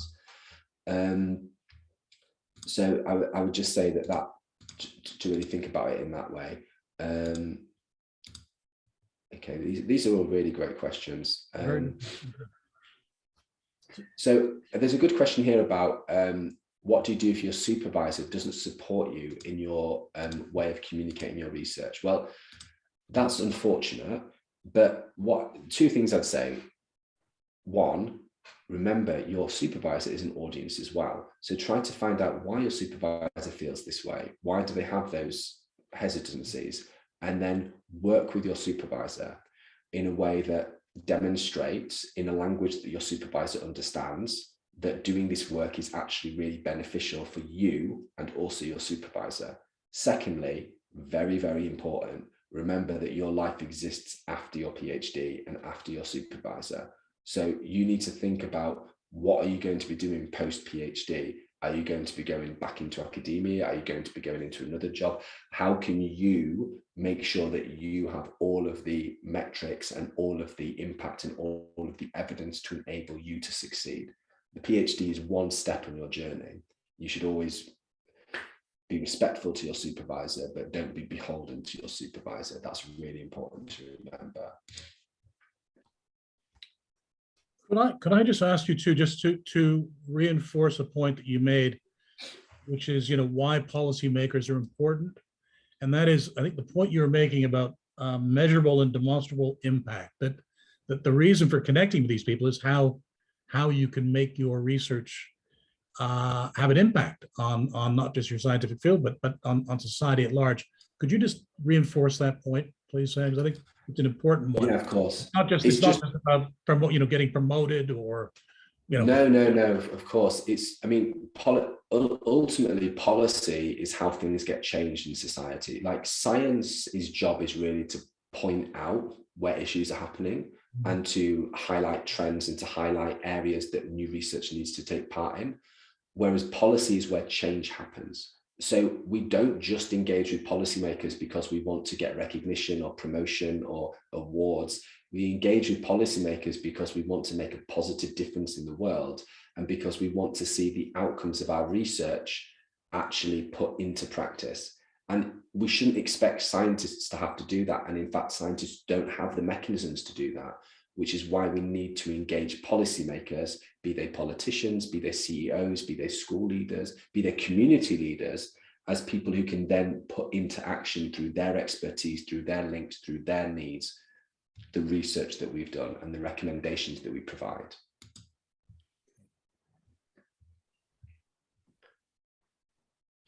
Yes, and there was one follow-up question from a lady. Let me just quickly, from Marina, I think. Oh, did you ask reply to the second follow-up question? Yeah, I think I answered that. Yeah. Also. Okay. I think on the subject of policy as well, someone's also said, should you only connect with policymakers after the paper goes public? No, I think that's a really good question, because we know that publication takes a while. If we're finding initial work and initial research, we can get in contact with the policymaker, but policymakers will want a body of evidence, so you can send them a preprint of your work, for example, or you could send them some initial findings. But peer review itself and the peer review process is very, very well understood and well respected by policymakers. So I would say it's unlikely that they're going to be able to action change unless you have hard evidence in the form of peer-reviewed publications. But reaching out to them in the first instance to make those connections prior to publication is a very good idea. Can I answer? There's a really good question here as well about there are those who are more introverted who want to keep apart personal and professional lives. Do you think there's a way forward without changing oneself? For example, providing training for news portals, promotion officers to find the silent but still good researchers. So I think that's a really good point. Okay, now I'm quite a confident person. I'd say I'm probably an extrovert, but you don't need to be an extrovert to be a good communicator. And there are many, many different ways in which you can communicate. You know, some of the best presenters I know are actually introverted. You have a microphone, for example, so you don't need to have a loud voice. You could do written work for newspaper articles or blogs, as I'm going to talk about in a second. You could do radio work. I mean, and if you're shy about promoting your work, that's okay as well. But just remember that if you're not doing it, who is going to be doing it?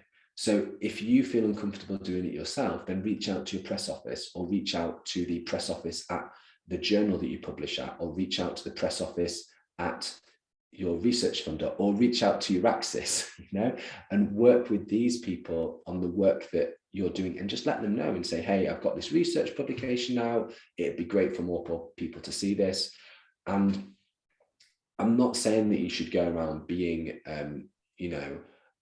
just crowing about your work, but you should be a self-publicist, and as we'll talk about after the break, setting up a digital footprint's a really effective way of doing that. And you can do that in a way, even if you are very introverted and you don't like being in front of camera or on radio or anything like that. So yes, please, if you're introverted, there's many, many ways for you still to communicate your research effectively to many different audiences.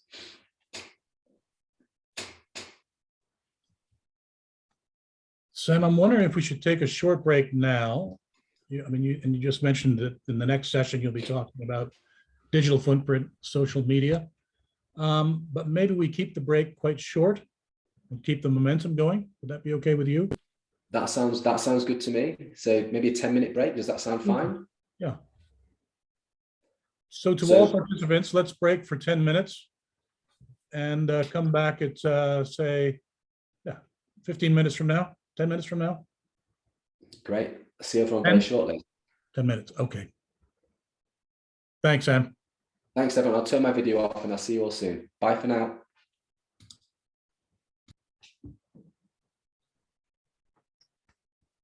Good. So we all have 10 minutes to relax.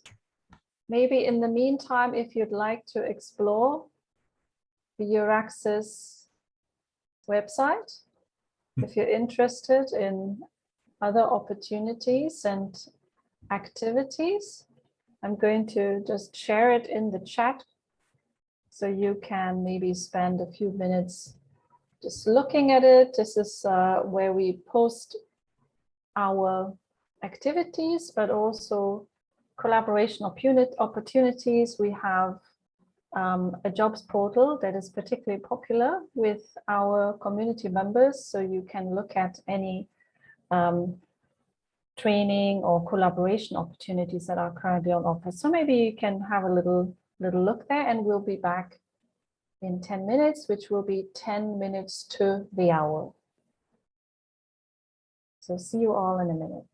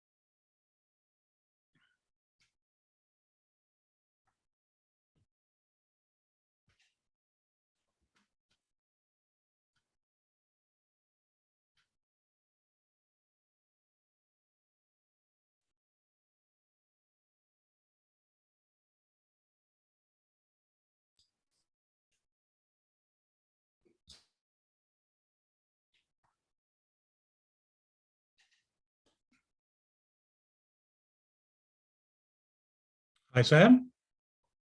Hi, Simon. I'm ready to go, and everyone else is. You had a reasonable break? Refreshed? Yeah, very refreshed. I'll just share my screen again.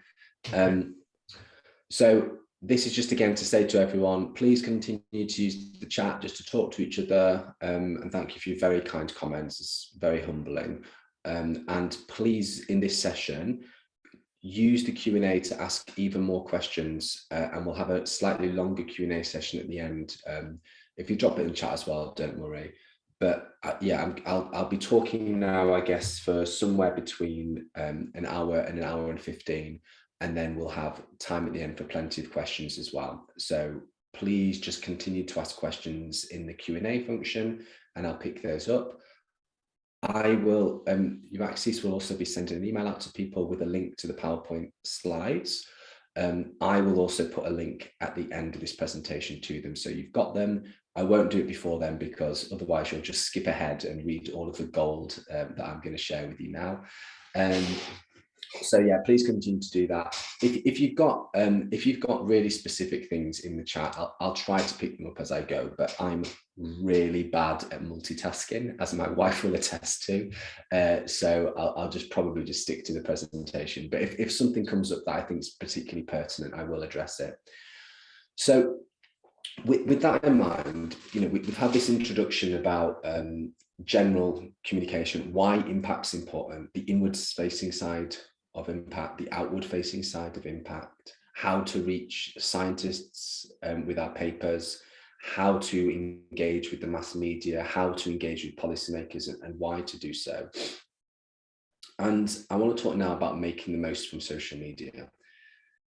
And I cannot emphasize this enough.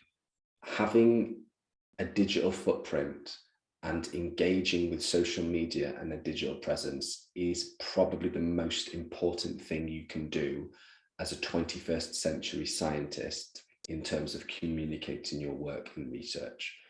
So no matter what your thoughts on social media are, I would really recommend engaging with it. And hopefully in this presentation, it will convince you that this is not as scary as you think, and that it can actually be very effective. So for the rest of this presentation, I'm going to be talking about making the most from your social media. And then I'm also going to be talking about how you can start to gather feedback about your impact, how you can start to evaluate your own success, and then starting at the very end to think about what impact is and the process through which we should start to engage with impact in our research. So again, if you've got any questions, please feel free to use the question and answer function, and I'll pick it up at the end, and just use the chat to talk amongst yourselves as well. And as I've said, I will share a link to the slides via a Dropbox link at the end of this section of talking. So I'm probably going to talk now for about an hour and 15 minutes, and then we'll have a longer Q&A session. It'd be great to address your points. So where do we start with social media? It seems, doesn't it, that there's a new social media come up every month, or certainly every year. This slide, for example, doesn't even have a picture of TikTok on it, which is quite bad. And it can be quite daunting, I think, about knowing which social media channel to engage with, where to engage with it. Do we engage with all of it?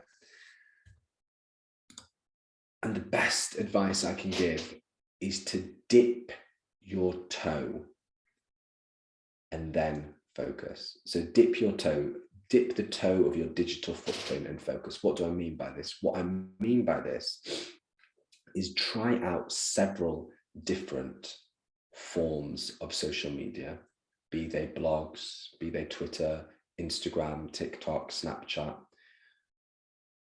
See which work for you. Pick 2 or 3 and then focus on that. It is impossible to be across all forms of social media unless you have a social media team, which is what celebrities have, and which is what some very, very high level scientists might have. And even then, a lot of them are not across every single form of social media. So, for example, I have an Instagram account, but I'm terrible at taking photographs, and Instagram is a very, very visual media. So it's not a platform through which I engage tremendously. But it's important for you to try out several different social media platforms to see which are important for your audience, to see which match the goals of your communication, to see which you enjoy using, and to see which benefit you and match your skill set. So I'm going to give advice now about several, but it's important for you to try out many of them. And then I would recommend focusing on two or three. Don't try to do everything, because you already have to do your research and maybe teaching and administrative roles and everything else that comes with being a scientific researcher. So my advice here is don't become overwhelmed. Try out several of the different social media platforms, then pick 2 or 3 that work for you and focus on that. So which social media do scientists use? This is a very important paper from 2016 that looked at different social media services. Again, this is 2016, so Instagram's more popular than it was now, and things like TikTok aren't on here. Now the Snapchat. And they looked at which social media scientists are using in the workplace as a way to communicate their work. And Twitter is by far the most popular of the sample size that they did, and further researchers back this up as well. And then the next most popular, if we group them together, would be blogging. So sites such as WordPress, Tumblr, Blogger, etc. So for this reason, because I believe to be led by the evidence, I'm going to be focusing on using Twitter effectively and using blogs effectively. So speaking honestly, I engage very actively with 3 main forms of social media: Twitter, which we'll talk about, blogs, which we'll talk about, and also podcasts. And I'm not going to be talking about podcasts here, but in the Q&A session, if you want to talk about podcasts, I have a very successful podcast that I'm really happy to talk to you about. I've been doing podcasts for about almost a decade now, so I'm really happy to talk about that. I'm not going to talk about it now, but I'm happy to pick that up in the Q&A with any specifics you might have, from audio equipment through to establishing an audience. Now, the key thing though in all of this is to remember everything that we've talked about before. So think about your narrative, think about your audience, think about yourself, think about appealing to the credibility of the speaker, to the logic of the argument, to the emotions of the audience. Think about framing, think about your use of jargon. Think about your audience. Always think about your audience's needs, your audience's experiences, and use this to construct your narrative via the social media of your choice. So with that in mind, I'm going to start with Twitter, and then we're going to go on to blogs. And the purpose of this is to introduce you to how to use these effectively, but also to try and convince you that they are a really great way of improving the impact of your research and of developing your profile as a researcher. So Twitter. So I'm sure most of you know what Twitter is. And also I should say that, again, a lot of this is grounded in the culture with which you identify. The research that I've shown and the research around Twitter and blogs is true globally, but I know that certain cultures have, and certain societies in certain countries have social media sites that are more prevalent or less prevalent than others. So again, it's about thinking which is the most appropriate for your audience, for your research, and for your skill set and interests. So Twitter is a microblogger site where you have up to 280 characters to talk to post on, and this is my Twitter handle at Sam Illingworth. So what are the benefits of Twitter? Well, number one, it's a great way of promoting your work. So remember we talked about earlier, you can share links to your blogs, you can share links to your scientific papers, you can share links to your upcoming talks, you can share links to your events, you can share photos, you can really just promote the work that you're doing. Number two, it's a really effective way of learning how to communicate concisely. So each tweet is 280 characters or less. And you can thread together tweets. But what I find is that if you're able to communicate a key aspect in 280 characters or less, you really understand what the key aspect of that communicate is. So if I have a research paper out, or if I have a talk coming up, I will try to communicate it via Twitter, because doing so forces me to think about what the key take-home message is in a very short amount of space, which then enables me to focus on what the key aspect is that I'm trying to communicate. So using Twitter is a really effective way of learning how to communicate concisely. Thirdly, it's a great way of finding information. So you can follow researchers in your field, you can follow researchers away from your field, you can follow publications, you can follow research institutes, you can follow many different people. And doing so enables you to follow up-to-date conversations in your field. It also enables you to engage with people directly, remember, so you can engage with policymakers, you can engage with journalists, you can engage with CEOs, you can engage with other scientists. You can also ask other scientists if, for example, there's a research paper that you want to read that you've not got access to because it's behind a paywall, could they share it with you? You could let other scientists know that you've published research that they might be interested in. So it's a great way of finding information and also of connecting with other people, be they scientists, journalists, policymakers, anybody. Number 4, it's a great way for conducting research. So especially those people who work in the social sciences or who might have a social science aspect to their research. You can find participants for the studies, but you can also gather opinions. So even if your research is not grounded in surveys or interviews or qualitative research, what you can do is you can find out what people's opinions are on the research that you're doing. What areas should you focus on next? What areas are most impactful for their audience? So it's a great way to not only data source research, but also to develop the future direction for your own research as well. And then finally, it's a really great way to virtually attend conferences. Now, I know in the current climate, a lot of conferences are virtual anyway, but sometimes, you know, post-pandemic, when we go back to a greater sense of normality and we start to return to in-person scientific conferences, it's not always possible to attend those conferences or those seminars or those webinars because they might, we might have caring responsibilities, or we might not be able to afford to go to those conferences, or they might clash with another conference.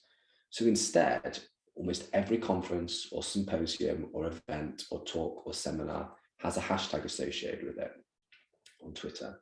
And a hashtag is basically just an indexing tool. So for example, the European Geosciences Union has its General Assembly every year. And the hashtag for this year's event was hashtag VEGU21. V stands for virtual. So you could follow that hashtag on Twitter and you could follow everything that's going on.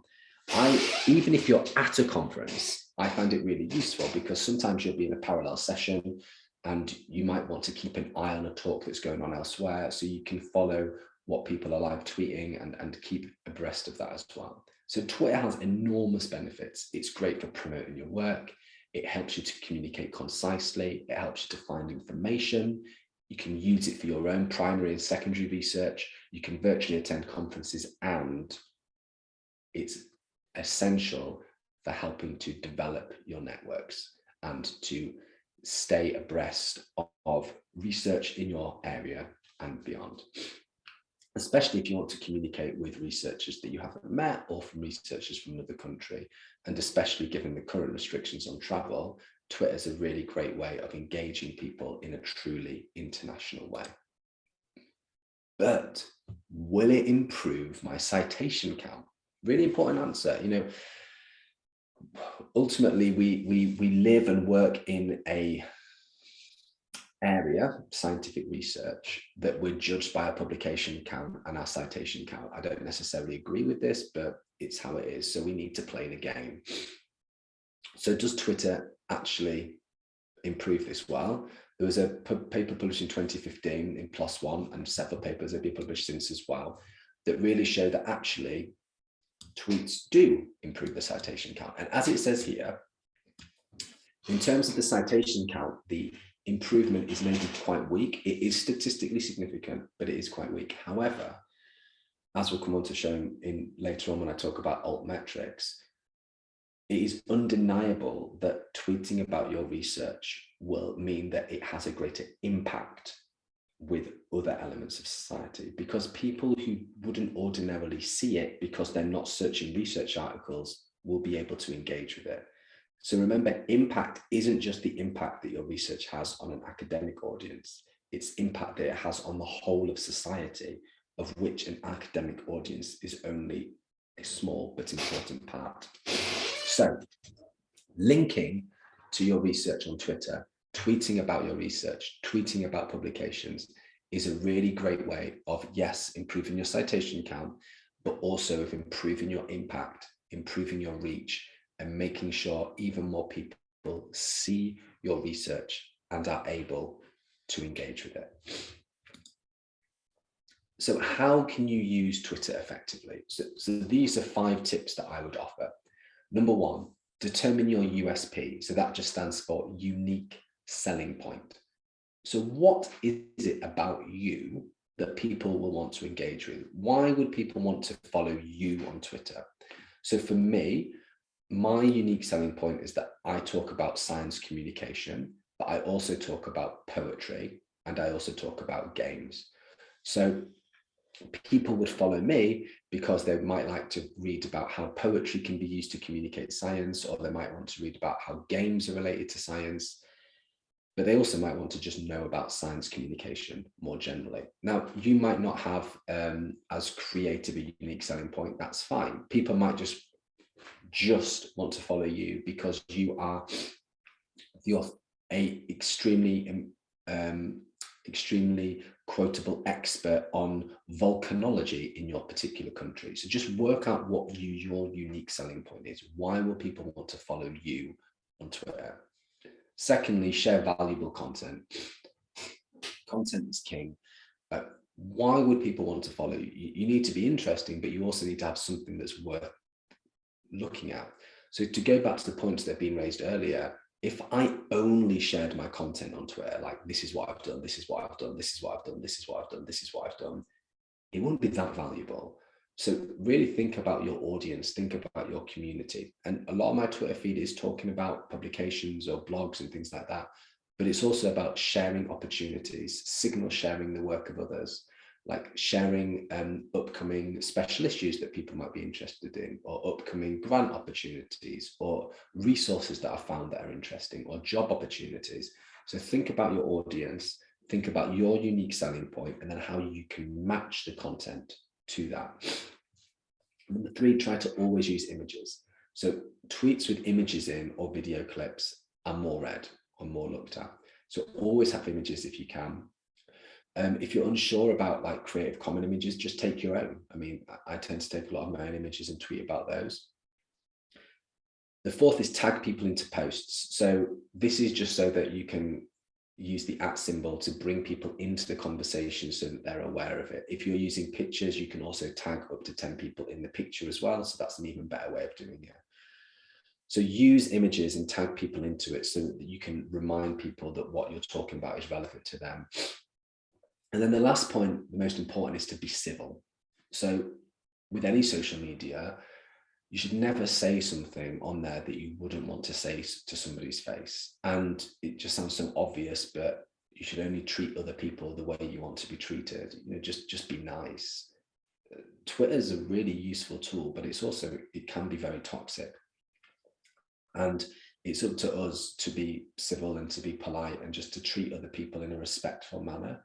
It's okay to have opinions, but you can present, and it's okay to disagree with people. It's healthy to disagree with people, but you can have those, and you should have those disagreements in a respectful way that again is underpinned by logic, that appeals to the credibility of the speaker, and that is ethical and doesn't take advantage of people. On this subject as well, people often ask about to what extent should they share their personal lives on Twitter and have it versus their professional lives. And I think this is very dependent on the person and the individual. I tend to not share so much personal stuff. I'll talk about things that interest me, but I don't really tend to talk about, or I don't talk about my family or my interests maybe away from science or poetry and games that much, because that's something that I've decided to do. And it's something that I don't think my audience would particularly find value from. However, that's just me. Many other scientists do share aspects of their family life because it's part of their unique content. It's part of the valuable content that they share. The other thing is just to check with your research institute what their policies are with regards to social media. So you might need to have a disclaimer at the top of your social media, at the top of your Twitter profile, just saying, these are my thoughts and thoughts alone, or whatever. It's just important to check the legalities of that.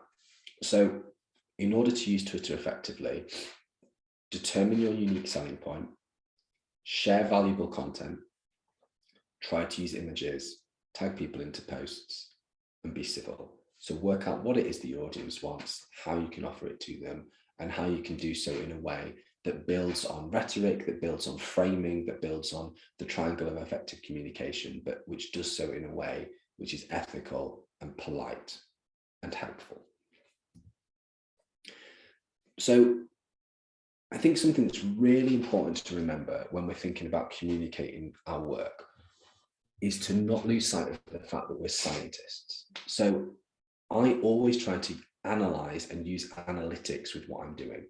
So think about your scientific model. You know, you've got a hypothesis, you test that hypothesis, you revisit that hypothesis. Use analytics to improve what you're doing. So Twitter analytics are a free tool. It tells you how many tweets you've sent out a month, how many people have visited your profile, what's your most popular tweet, who's your top follower, what's your top mention.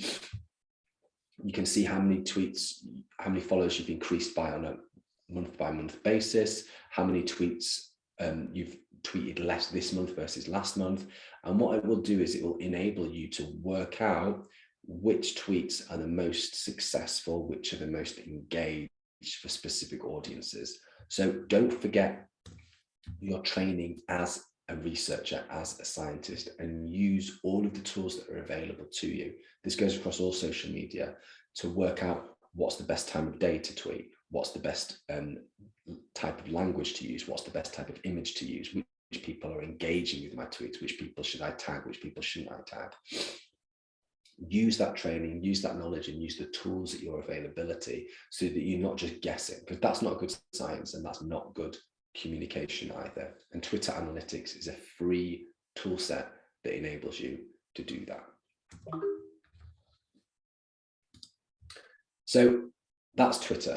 What I want to do now is I want to talk about blogs, and specifically I'm gonna provide some tips and tricks on how to use blogs effectively. But what I also really want to do is I just want to talk about my blog and how my blog has been useful for me as a researcher. So this isn't to promote what I do, it's to demonstrate to you why having a science blog is a really effective way of communicating your research and developing your profile as a scientific researcher, and the number of opportunities that it leads to as well. So I have a blog called The Poetry of Science. It's just thepoetryofscience.scienceblog.com. So it's part of a larger science blogging site called scienceblog.com. And every week I read a piece of scientific research and I write a poem about it. And the reason for this, I always think about the audience. So science is really important for society, but science is also just interesting and cool and strange and scary and weird. And so much science is not reported to and does not reach non-scientific audiences because non-scientific audiences don't trawl through scientific research articles. a lot of the time, maybe the abstract isn't written in a way that's understandable either. So the purpose of this blog is to reach non-experts with the science. And what I do is I write a lay summary, so a summary for non-experts about the research, and I write a poem about it, and I link to the research. So hopefully people can read the poem, they can read the summary, and then they can go and find out more about the research if they want to. So my audience is non-scientists and scientists, but non-experts who have an interest in poetry, or who have an interest in science, or who just want to find out more about this. And I'll just show you what that looks like in practice.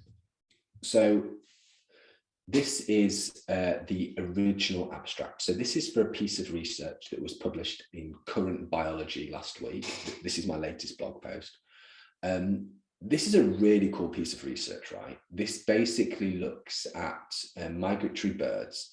And what they found was that migratory birds tend to fly higher up during the daytime in the atmosphere than at nighttime.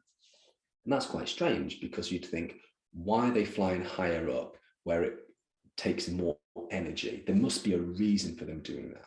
So what they hypothesized, the researchers in this study, was that the reason that birds fly higher up during the daytime is that they want to get cooler winds because of the heat from the sun. And then they thought to themselves, if that's true, then surely there must be an evolutionary benefit to having lighter feathers, because if you've got lighter feathers, you've got a higher albedo, and therefore your feathers are more likely to reflect the heat from the sun, just as in a hot country we'd have a white house versus a black house to help reflect away the sun's heat. So what they hypothesized was that birds that migrate have lighter colored feathers on their wings. And then what they did was they looked at a manual of all of the birds of the world, and they categorized each bird as having a different coloration from 0 through to 100, black through to white. And then they looked at its migratory patterns.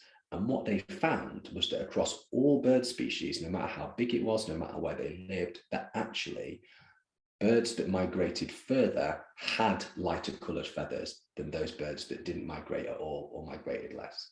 So they were right, the hypothesis was correct, that actually birds have evolved, migratory birds have evolved to have lighter feathers to reflect the sun's heat. I think that's amazing. I think that's incredible research.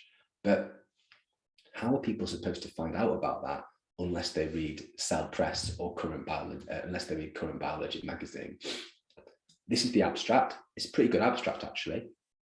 Migratory birds undertake long and challenging journeys that have selected for a suite of adaptations from sensory mechanisms that facilitate orientation to extreme feats of endurance that push physiological limits. Recent work on two distantly related species revealed that migrating individuals increased their flight altitude dramatically during the day compared to at night. These studies suggested that the phenomenon is driven by thermoregulation. The ascent to cooler heights during the day may offset heat generated by absorption of solar radiation. If thermoregulation is an important selective force on migratory species, migrants should have evolved lighter, more reflective plumage to avoid overheating. Here we show how across the entire avian radiation that migratory species are indeed lighter coloured. So that's an expert version of what I just said. And this is it's a very well written abstract, but it's maybe written in a language that a non-expert wouldn't understand. It's also a very good demonstration of jargon. So for example, the word thermoregulation, would a non-expert understand what that is, or would we need to define what that is? And similarly, remember how we talked about jargon isn't just words that people haven't come across, it's words that might have multiple meanings. And another example here is avian radiation. People might think to themselves, is this like radiation, as in like radiation poisoning, or is it radiation as in the entire spread of that species? So when we're using words like this, it's really important to define what they mean. In this instance, they didn't, because it's for a specialist where they'll understand what those words are. But you can see that if a non-expert was to read this abstract, they might not entirely grasp the importance or the interest or the expertise of the research that's being communicated. So what I did instead was I wrote a poem, and the poem isn't trying to communicate the research explicitly. What it's trying to do is to reframe the research, to present it in maybe a different way. And then underneath the poem, there's a lay summary, like the one I gave you earlier, where people can find out about the research in more detail. So the poem that I offer in the blog is just a way of encouraging people to engage with the research in a new way, in a language that might be more appropriate or more engaging for them. So this is what the poem might look like, or does look like. Clouds of feathers light up the sky, downy rainbows of keratin that flicker in the sun-kissed breeze. Weighed down by the heavy gaze of our restless star, you soar and sweat and rise. Kaleidoscopic plumes bear you tenderly to the cooling folds of lofty winds. A lightness of touch mapped against the distance of retreat. Black for home, white for elsewhere. Coloration perfectly attuned to the passage of your flight. So it's not trying to communicate the research specifically, exactly. It's trying to introduce the research. There's a lay summary underneath, and to bring it to new audiences. And you might think to yourself, well, this is a bit niche, Sam, like you've written a blog about poetry, like how's that useful to me? Well, actually, this was incredibly useful as it's helped me to reframe my research. And actually, I've published several research articles as a result of doing this blog. So this is one research article that was published in F1000 Research, which is a high impact journal. And what this research article did was my colleagues suggested that maybe we could replace traditional scientific abstracts by poems entirely. So what I did was I took a piece of research, I wrote a poem about it. I gave 50 scientists the original piece of research, the abstract, just the abstract, and I gave another 50 scientists my poem. And I asked them to write what they thought the research was about, be it either having just read the traditional abstract or just read the poem. And they basically, I did a series of qualitative analysis on this, but the findings of the paper were that they took the same information away from it. So my blog resulted in this publication, which has been read over 3,000 times, cited almost 20 times now, I think. So it's a pretty well cited paper. And this resulted directly from my blog. Similarly, like my blog has resulted in many opportunities for me. And this isn't to brag, it's just to demonstrate why having a science blog is a very good idea. So as a result of my blog, I've been invited to give keynotes all over the world, from Australia through to Google headquarters. This is actually at the Berlin Science Festival in the Berlin Museum of Natural History, where I was asked to read several science poems and talk about that. It's resulted in several papers. So as well as the one that I just shared, I've published several works in high impact papers, such as high impact journals, such as Climate Risk Management. And it's resulted in grants as well, including from the Royal Society. And what this blog actually did was, I started this blog about 7 years ago now. Initially, it was read honestly by about 20 people a month. Now it's read somewhere between 6,000 and 10,000 people a month. And that was just built through content. And what it's enabled me to do is it's given me an outlet for my work, but it's also helped me to refocus a lot of my research and refocus a lot of my work. So if you're thinking about doing a blog, do one. Like, it leads to an incredible number of opportunities. It also is somewhere that you can have a voice, where you can control that voice. Like, the mass media has picked up on my blog before. I've used it in job applications, I've used it in promotional opportunities. And it means that when future employers come to search for you as well, rather than just random social media profiles, they're able to find a science blog in which you demonstrate how you're able to communicate your research to different audiences. So I would strongly, strongly advise you getting a blog. Now, will it improve your citation count though? And again, this is a paper from 2014, so it's a while ago, and actually the evidence has developed even further since then. But yes, having a blog and having people write about your research in a blog will improve its citation count. The reason for this is that as well as non-scientists and non-experts going to blogs for lay audience summaries and non-expert summaries, a lot of scientists and experts also use those because sometimes they can find the research papers themselves to be quite dense initially, and also because they might not be able to find the research article because so many tens of thousands of research articles are published every month. So if instead your work is being featured on a blog or a unique blog platform, it increases the visibility of your work, which increases the impact that it can have, which increases the potential for citation, which increases your H-index, which increases your employability and chances of promotion, because we live and work in an industry where our publication rates are important. So having a blog is a very, very good idea. How can we use blogs effectively? So number one, a bit like Twitter really, find something new to say or a new way to say it. What's your unique selling point? Like why would people go to your blog? And again, it doesn't have to be something as creative as writing poetry. It can be the fact that you offer a non-expert insight into a particular area of science for your country or your region or your locality. Or it might be that you're able to offer expertise over a certain area that nobody else has. So I'd really, really recommend doing that and going on to that area as well, because it's really, really important. So the second thing I just need to say, so I'm just going to clear my throat a second.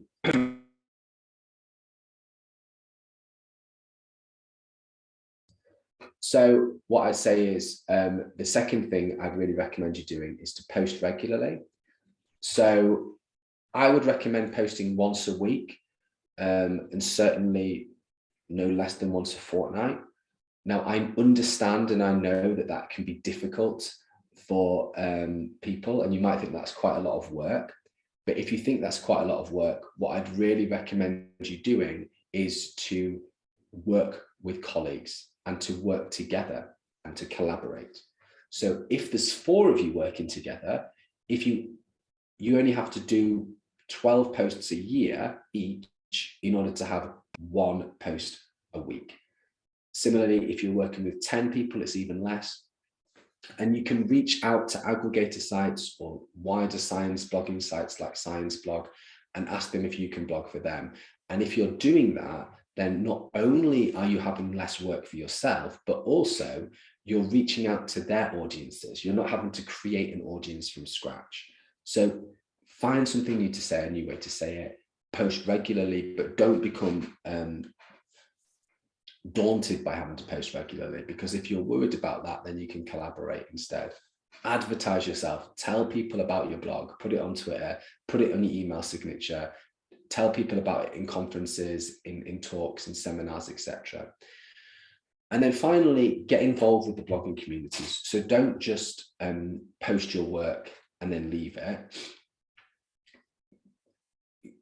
Comment on other people's work, invite guest bloggers, go and guest blog on other people's work, really become involved in these communities, like share other people's work, ask other people to share your work. And then what you're doing is you're increasing your networking opportunities, you're increasing the visibility of your work, you're developing those connections, and ultimately you're not only communicating your science more effectively, but you're building and developing your impact for both an inward and an outward facing direction.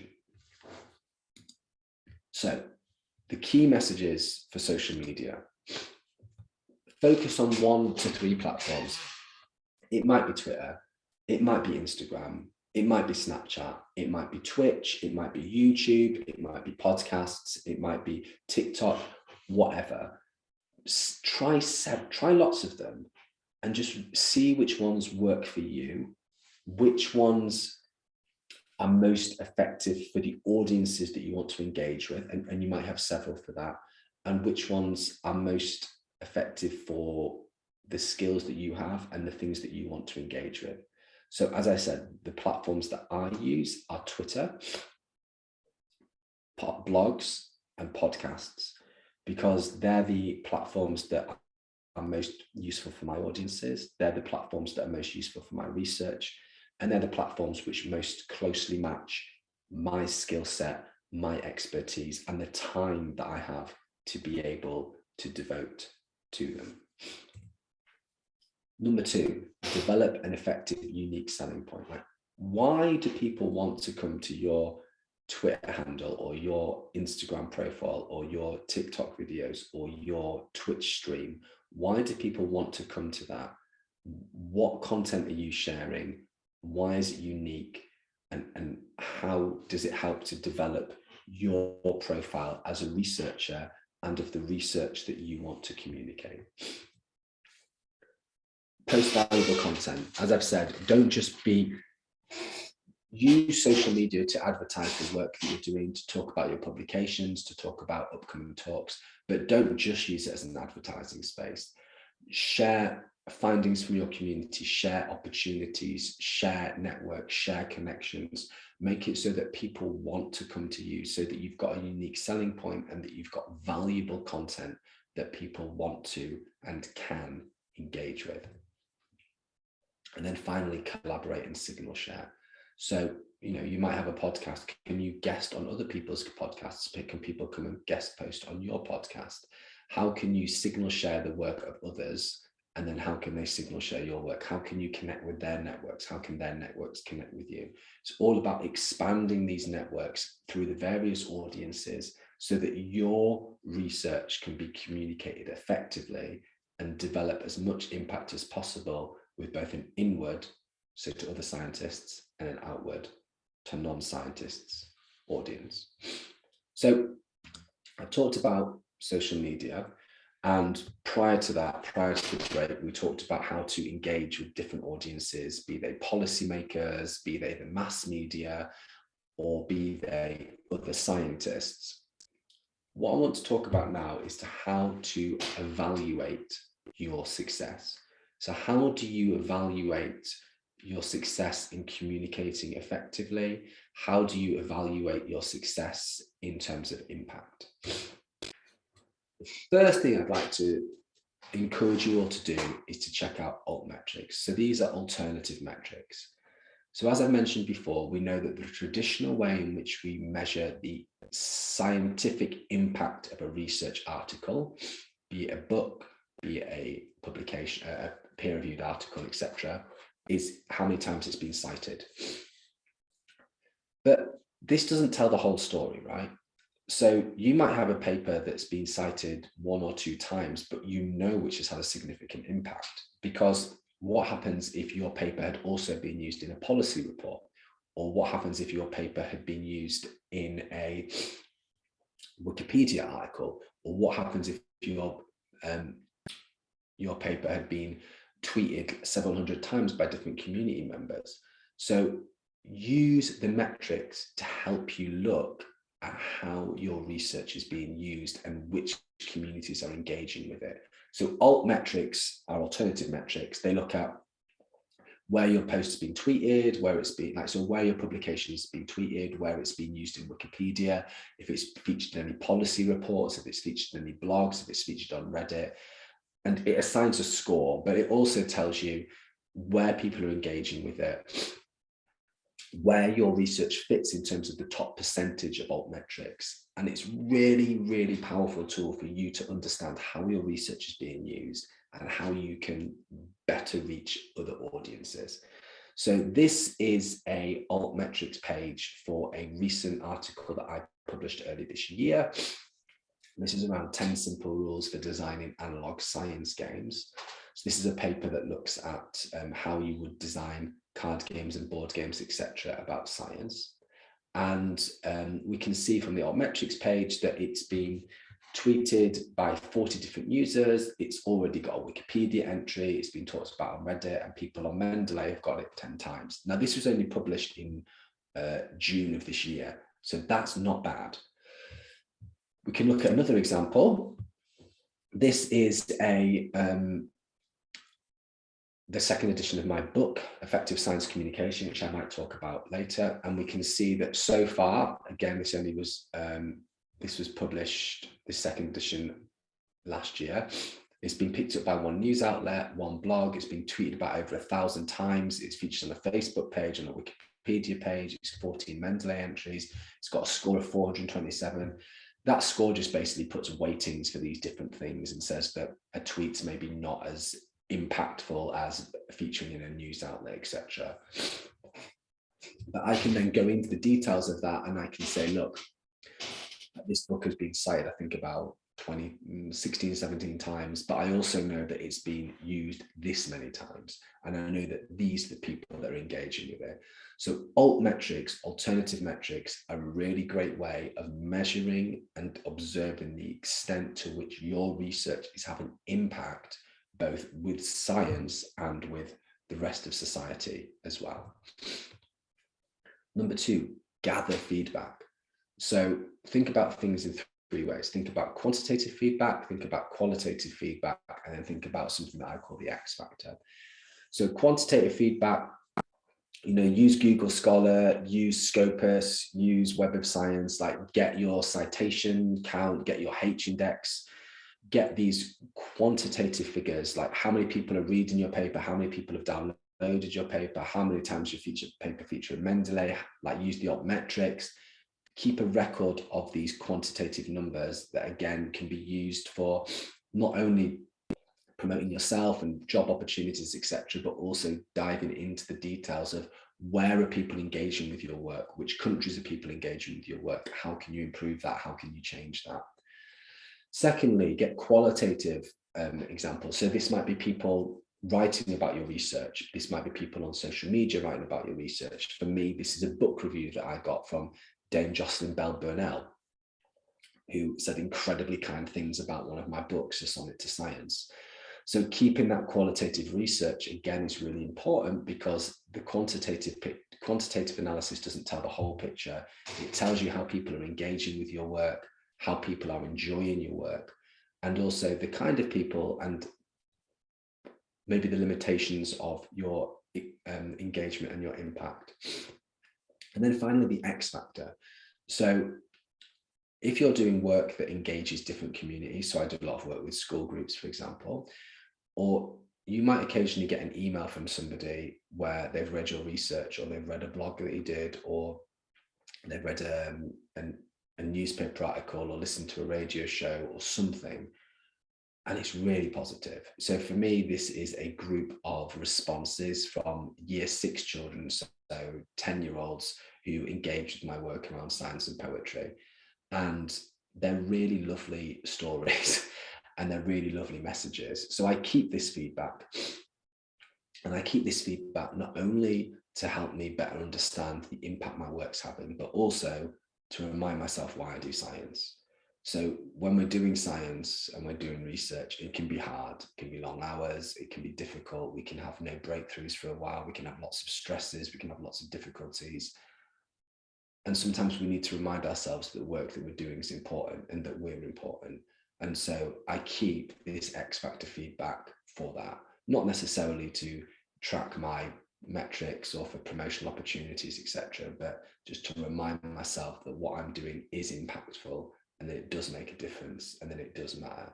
So just keep these things, because sometimes you'll be having a bad day and you can look back at these examples to remind yourself that the work that you're doing is having an impact, either with scientists or non-scientists, or both. Plan collaborations. Like, I cannot tell you how important this is. Okay, so I'm just going to give you 2 examples of how small events can lead to big things. So on the left, we see in 2016, Manchester, where I was working and living at the time, was the European City of Science. And as part of that, me and a colleague, Andreas Prokop, who was at the University of Manchester at the time, helped to organise a large event for thousands of school children that looked at the brain. And there were many different researchers involved. It was really successful. Lots of people came along. They engaged with lots of different research about the brain and about neuroscience. And it was like maybe 10,000 people, a lot of people, and they had a great time. And they engaged with research, and a positive impact was made. As a result of that, and as a result of that collaboration, Andreas and I became colleagues and friends, and we started talking about science communication and the need for science communication in fundamental biomedical research. And so Andreas and I proposed a special issue in the very high impact journal, Seminars in Cell Development and Biology. And we got a special issue. And this is the editorial. And I also have an article in there that's been cited over 40 times, which is a very high number of citations for a paper that's 4 years old. And so this event, that was a public engagement and outreach event for bringing science to a new audience, led to a collaboration, which in turn led to a publication. So what I'm saying is, whenever you have these engagements, whenever you have impact, think about how you can use these to develop collaborations. When you're reaching out to these networks, when you're telling people you like their papers, when you're speaking with policymakers, when you're engaging with the mass media, how can you shape all of this so that you're getting useful and recognizable outputs that will not only lead to further impact, but which will also help you and your scientific career develop further. Another example of this. So it began with coffee. So I was introduced to a poet called Dan Simpson about 8 years ago, because someone said to me, Sam, you're a scientist who writes poetry. Dan's a poet who likes science. You should go for a coffee. So we went for a coffee together in Manchester, and we realized that we had lots of things in common. And then Dan suggested that we produce a show for the Edinburgh Fringe Festival, which is the largest fringe festival in the world, up in Edinburgh. And so we did. We put together a show in 2016 where I went up to Edinburgh, and Dan presented an argument that poetry was better than science, and I presented an argument that science is better than poetry, and we kind of came together and had a discussion, and it was great.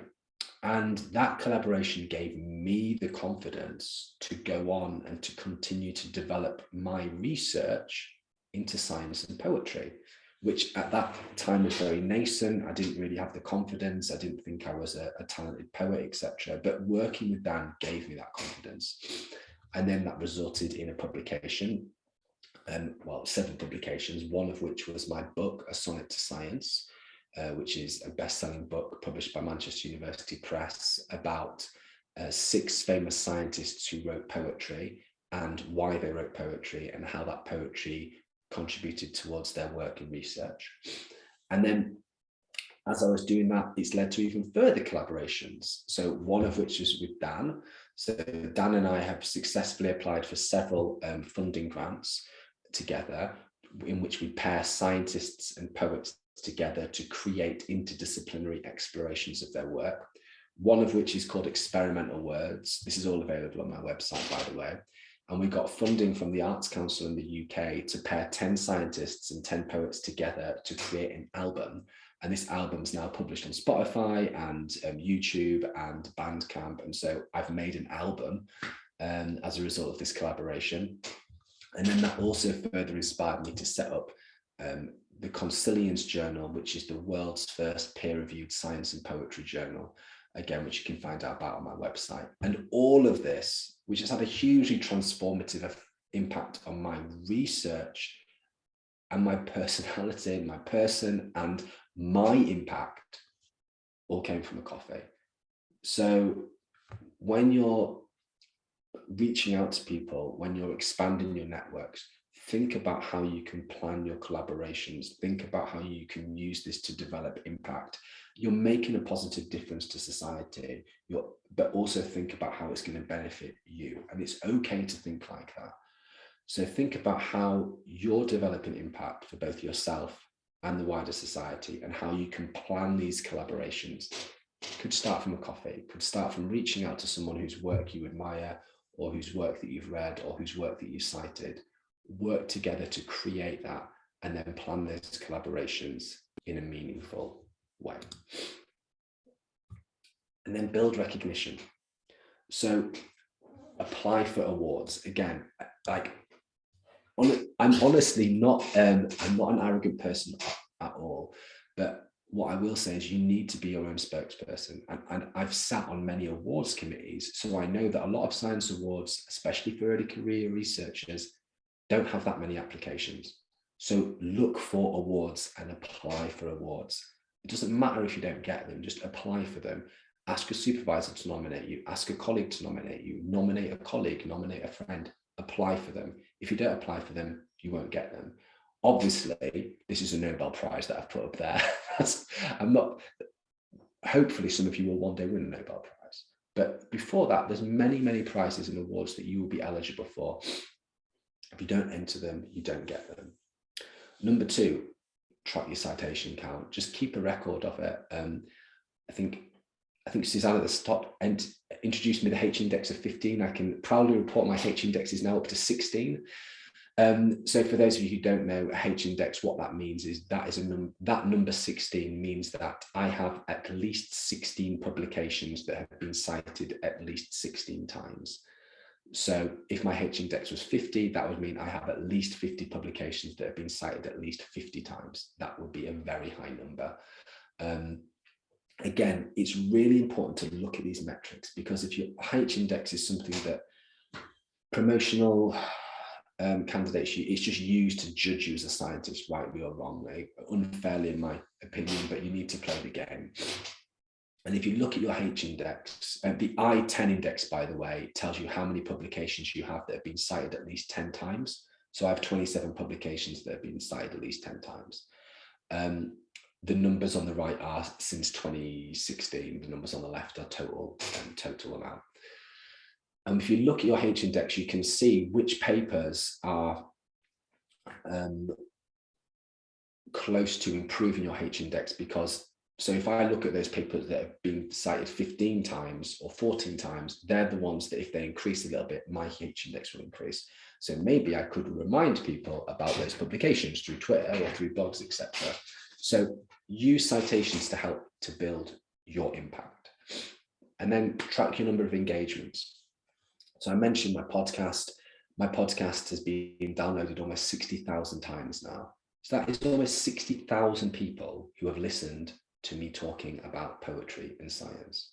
That's pretty amazing, but I'm not bragging about it. It's just a number that I have downloaded to keep track of. So build your recognition as you're developing impact.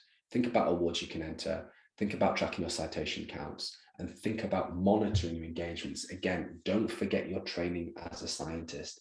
Use metrics, use these numbers to help you track your impact, to track your development as a researcher. So key messages for evaluating your success.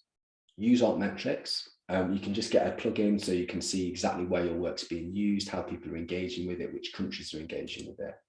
Gather feedback, quantitative, qualitative, X factor, and just have this on hand to remind you that the work that you're doing is important. Plan collaborations. Reach out to people, build your networks, and then think how even a simple coffee can lead to a research funding grant application in the future, and how you can develop those networks to not only communicate your science more effectively, but also to develop your impact internally, inward-facingly to other scientists, and outward-facingly to non-scientists. And then finally, build recognition. So think about awards, think about citations, and think about engagements. Keep track of all of these numbers. see where you're having success, see where you need to develop your arguments as well. So the final thing that I'd like to talk about before we go into the final question and answers session for this talk is, when does impact begin? So we've talked about impact being inward facing and outward facing. And we've talked about impact, the contemporary definition being the difference, the positive engagement that it makes with society. But when does it begin?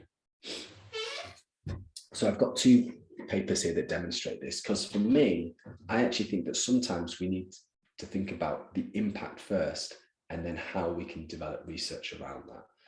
So this is a paper here on the left, Ryman Reesing using poetry to talk to underserved audiences about environmental change. So this research paper looked at working with vulnerable audiences, so people who were living with mental health needs, people who were refugees and asylum seekers in the UK, and what they understood about environmental change and how their needs and their experiences could help to potentially develop policy going forward. So this is very important because it gave voice to these audiences, and we used poetry as a tool through which to develop these dialogues between scientists and non-scientists. And it became evident that it was really important to listen to these voices. But was this research or was this impact? And where did it start? Well, by working with these audiences, it was impactful for them, because we've ultimately been able to use this to help contribute towards local policy in Manchester to give voice to these audiences. So this research led to impact, but it was also driven by impact. It wasn't just me communicating this research to think about how I could improve its readability. It was how we could use the whole structure within this to develop impact and use that impact to drive the research itself. So what I'm saying is, don't just do your research and then think about how you can get impact from that research. Think about the audiences that research might affect, engage them early on, and then use that as a way to ensure that the impact is driving future research, rather than the impact just being something that's bolted on at the very end of the research that you've done. Similarly, in a very different way, this paper I talked about earlier, 10 Simple Rules for Designing Analog Science Games. This is research that was driven by impact, because I'm a games designer, and with my colleague Paul Wake, I've designed several science games, and we wanted to, we listened to the community, and they told us that they wanted to find out more about how to make games. So analog games, so games that aren't digital, so role-playing games, tabletop games, card games, board games, etc. How they can make those about science and how they can be useful. So we listened to the community's need, and we wrote a paper that told people how to do that. And that paper's been read several thousand times, and we know that it's been impactful. But that research itself and that publication was driven by the impact itself, which we found by speaking to audiences. So when you're thinking about impact, impact does not have to come after the research. In fact, in many instances, I would recommend that it's the impact itself that should drive the research in the first instance, rather than being something that we retroactively try to bolt on at the end of the research that we've done. So to return to this contemporary definition of impact that I offered at the start of this presentation several hours ago now, impact is the demonstrable contribution that excellent research makes to society. And in order for research to contribute towards society, we need to think about that impact first.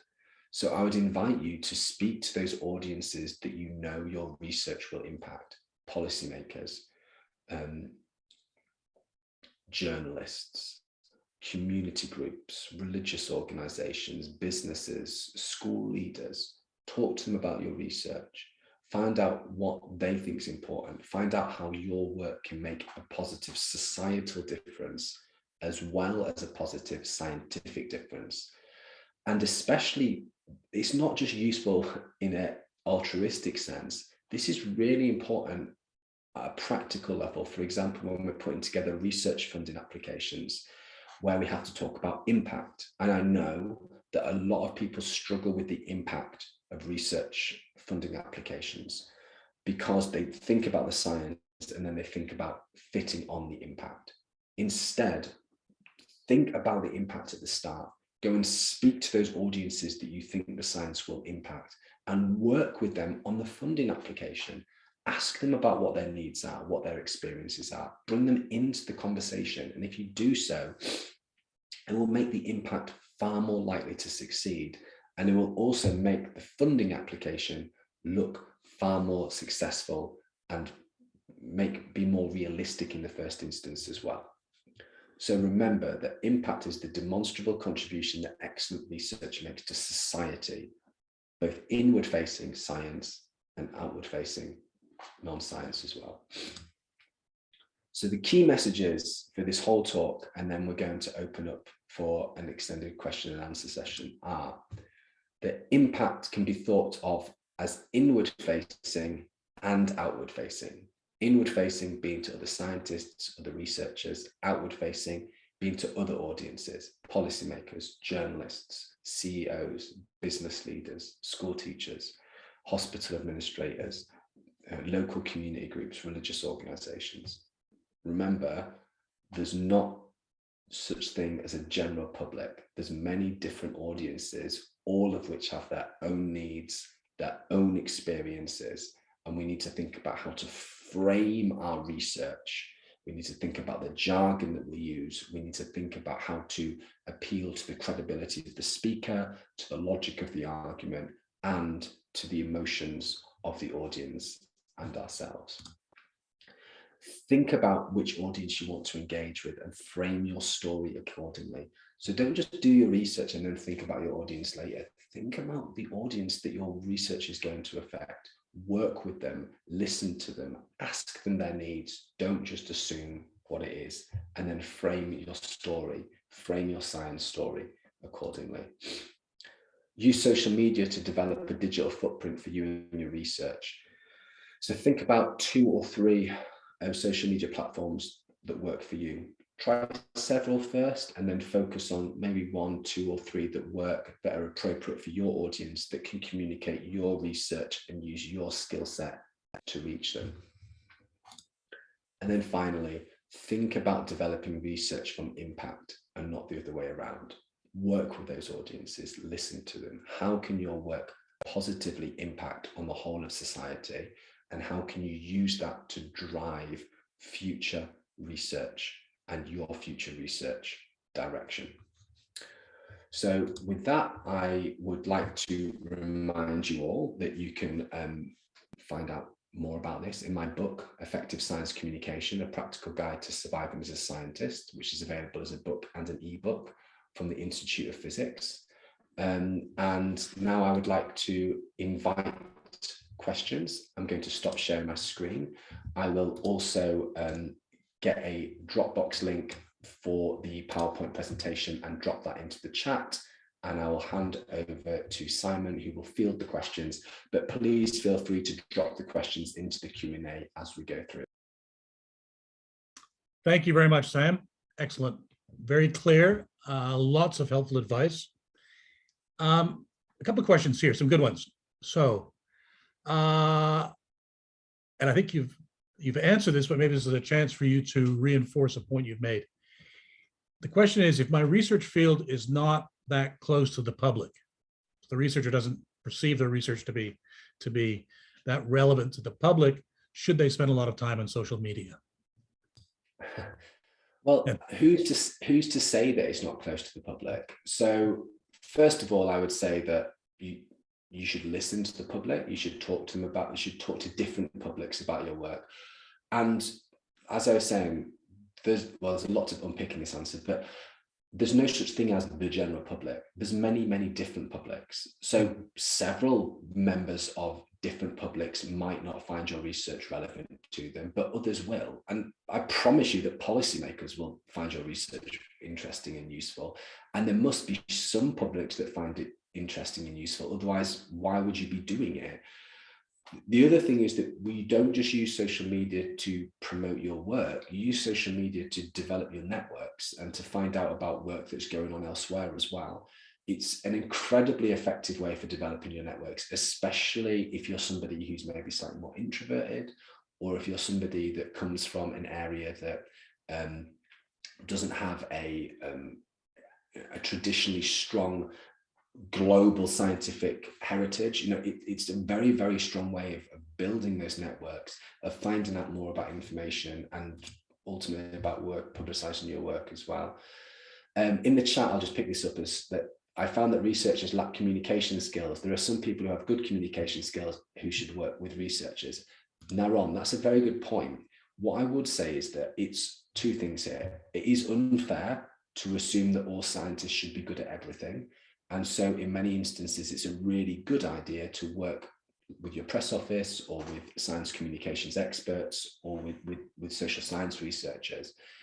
But the fundamental thing about communicating, let's take science oral presentations, you can practice and get better at them. Nobody is innately good at communicating. Everything takes practice. It's like saying to somebody, do science. You're not instantly good at science. Or something as trivial as pipetting. You're not instantly good at pipetting. You become better at pipetting by practice. You don't just say, oh, that person, they're so naturally good at pipetting. Like they become good at pipetting through practice. It's the same with communicating. I'm good at communicating because I've given several thousand presentations in my lifetime, and because I practice them, and because I take it seriously, and because I don't assume that I'll be good at them. I listen to my audience's needs. I practiced this presentation several times because I wanted to make sure that it was right and because I wanted to respect my audience. So yes, work with other communicators, but don't just assume you can be good at it. It's time consuming, the quality is limited. Naron, I think that's true, but then you need to think about which areas to focus on and which areas you can focus on. For example, there's no getting away that if you want to stay in academia, you need to give science presentations. So you can practice on presenting science presentations.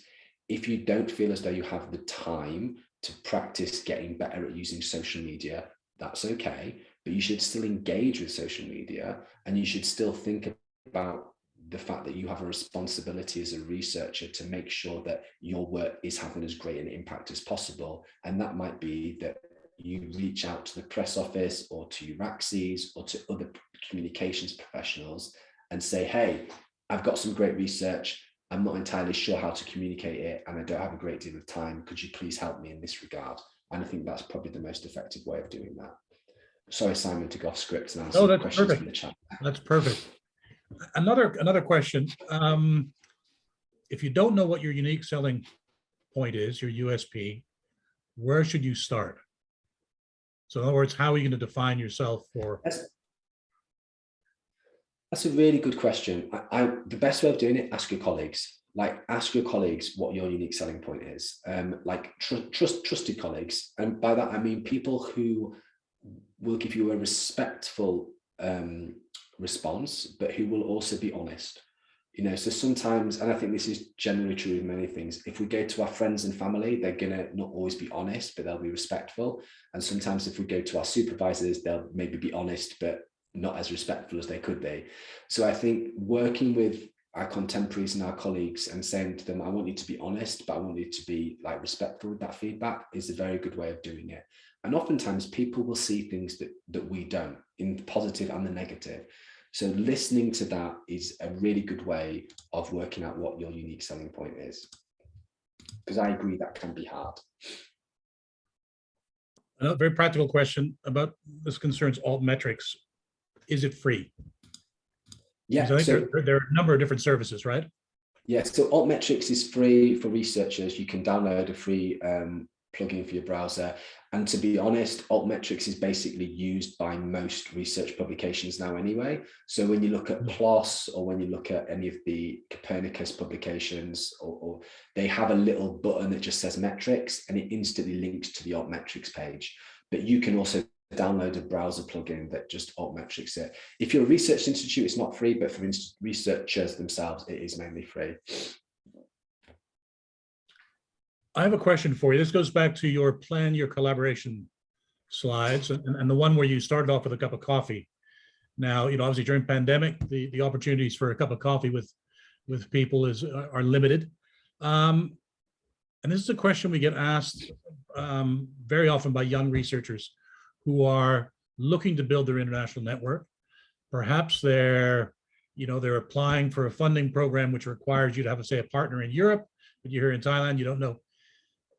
What are your views on approaching a potential collaborator who you haven't met? So it's kind of a cold call, and you're a young researcher, they might be more senior than you are. What would be your advice on that? First of all, do it, and secondly, be respectful. So I myself contact many people all the time, and I myself am contacted, and I'll be honest, sometimes I am too busy at that particular moment. I get a lot of requests for PhD supervisions and collaborations, and for me to look at grants and for me to look at things. I'm always honest, and I'll always respond to people, and I'll say, I can help you do this, or I don't have the time to be able to give you a meaningful response. And I think that most scientists are respectful in that regard. I know that when I contact people and say, can you give a soft peer review of this, or can you look at something, or would you like to collaborate? People are always honest with me. And I think that if you frame, again, it's about framing the message. It's not about being, overly narcissistic or overly complimentary, but it's about, hey, I really enjoy your research, or I read this article. I'd love to hear your opinion on this, or can you connect me with this? Scientists like that. I mean, if you like someone's research, look at their research publication, find their email and email them, and they will respond to you. I mean, and if they don't, it's because it's the holidays, or because I've emailed Nobel Prize winning physicists, and they've got back to me within 2 days, sometimes within 20 minutes, normally just being like, hey, great to hear from you, thanks. But they get back to you. I'm not going to promise they always will, but if you present your work in a respectful and honest way, then people will want to communicate with you. And it works two ways, Simon. So for people that are in Southeast Asia who might not necessarily have European partners, there's a lot of two-way grants where European partners will also want to engage in a good, selfish way with Southeast Asian researchers. So oftentimes they will want to hear from people from different communities, because they'll know of research grants, opportunities, communications, and also wanting to diversify science themselves. So my advice would be to reach out to them, to use email in the first instance, or maybe to connect with them on social media, and to be respectful, and also just to be clear with what you want. It could just be just wanting to say hi, or it could be I've got a research funding coming up, would you be able to look at this, or would you be interested in collaborating together? I get several emails like that, and I'm a pretty busy person, but I always try to make time for them. I always make time to respond to them, because I know that people have done the same for me. And I think, scientists by nature are curious people. So if somebody contacts you and they seem to be working in a field that's related to your own, that's probably going to pique your interest. Would you agree? I'd agree, definitely, absolutely, 100%. I think another point too, and you've touched on it, but it's important too that you present yourself. You're not just contacting, say, a senior researcher, say, I want to learn all this stuff from you, but to think about, maybe this is your sort of USP, what it is that you can also offer, right? So you're thinking about the person you're contacting, what their interests are, but think about what you can also offer them. So it's not a one-way. Absolutely, yeah. It's very true, and I think it's really important to remember that, as a lot of the audience are early career researchers, you've got your PhD, you are in the top 0.00001% of the world in your area. You will know things that the Nobel Prize winning physicist that you contact doesn't know. So, and it's not arrogant to say that. It's just really thinking about, okay, what are their needs? What are their experiences? Why do I really want to collaborate with them? And what can I offer them as well? And it's really important to remember that you will all be able to offer things. It's very, very important.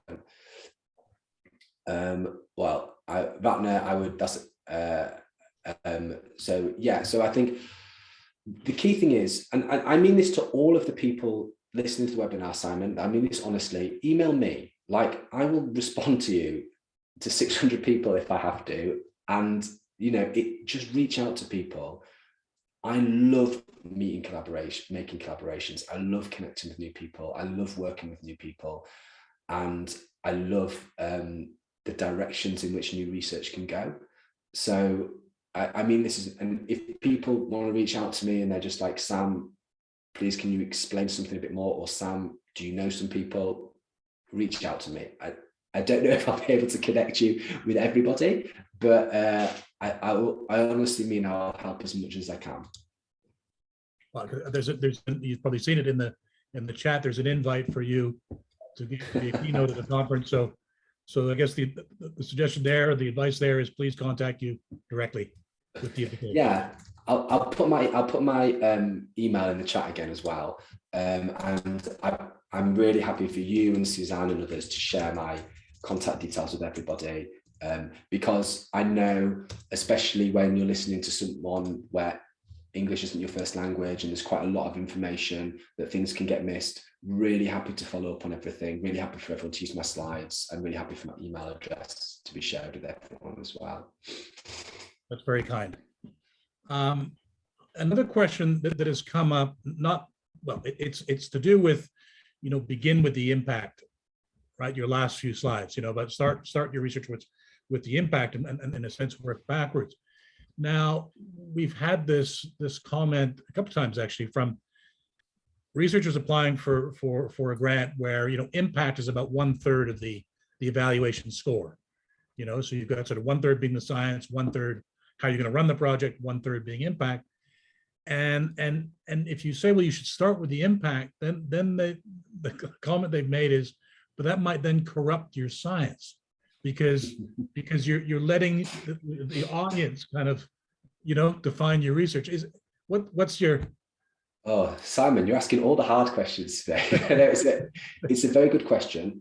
So what I'd say is, in this instance, we're not necessarily saying that we're going to be led specifically by that audience, but we're engaging with them first of all. So it might be, let's say that we're developing some autonomous learning for drug discovery. If we're doing that, let's at least first reach out to the potential audience that will be using such a model, be it the people in industry, be it the users of those drugs, like patients, doctors, pharmaceutical people, because in the first place, they might be able to say, hey, we really need this, or we really need this, but here's the frame in which we need it, or we really need this, but you need to make sure that you take into account these ethics, or even we really need this and we'd love to be a named partner on your proposal. So I think just reaching out to them, we're not saying the audience, the non-scientists are going to completely drive the research direction, but what we are saying is we're going to listen to them because they have knowledge and expertise that we don't have. And grant funding panels really appreciate that. I agree that grant funding panels find difficulty with us saying, we're not going to have any direction and we're going to see what happens, which I would like to say I disagree with, but that's fine. So, but what I would say they do appreciate is speaking with an audience, engaging with them, finding those parameters and those constraints, and then reporting that in a way that shows we've engaged with the people that our research is ultimately going to impact. Well, I picked up on a point you made, which I think is very important, is that impact is not something you sort of tack on after the fact. You know, it has to be very much integrated with your research. And certainly, again, coming back, not that everything's all about research funding, but if I mean, more and more funding agencies are requesting impact. You know, it's public money. They need to demonstrate that there's, you know, that they're funding projects that have a potential impact. So you can't, in a sense, you can't escape it. So you do have to deal with this question of impact. No, absolutely. And I think that's one of the key learnings from the whole presentation, Simon, that don't just think about retroactively fudging impact onto the end, because really just start thinking at the very beginning who this is going to impact, how we can think about those audiences and engage with them in a meaningful way.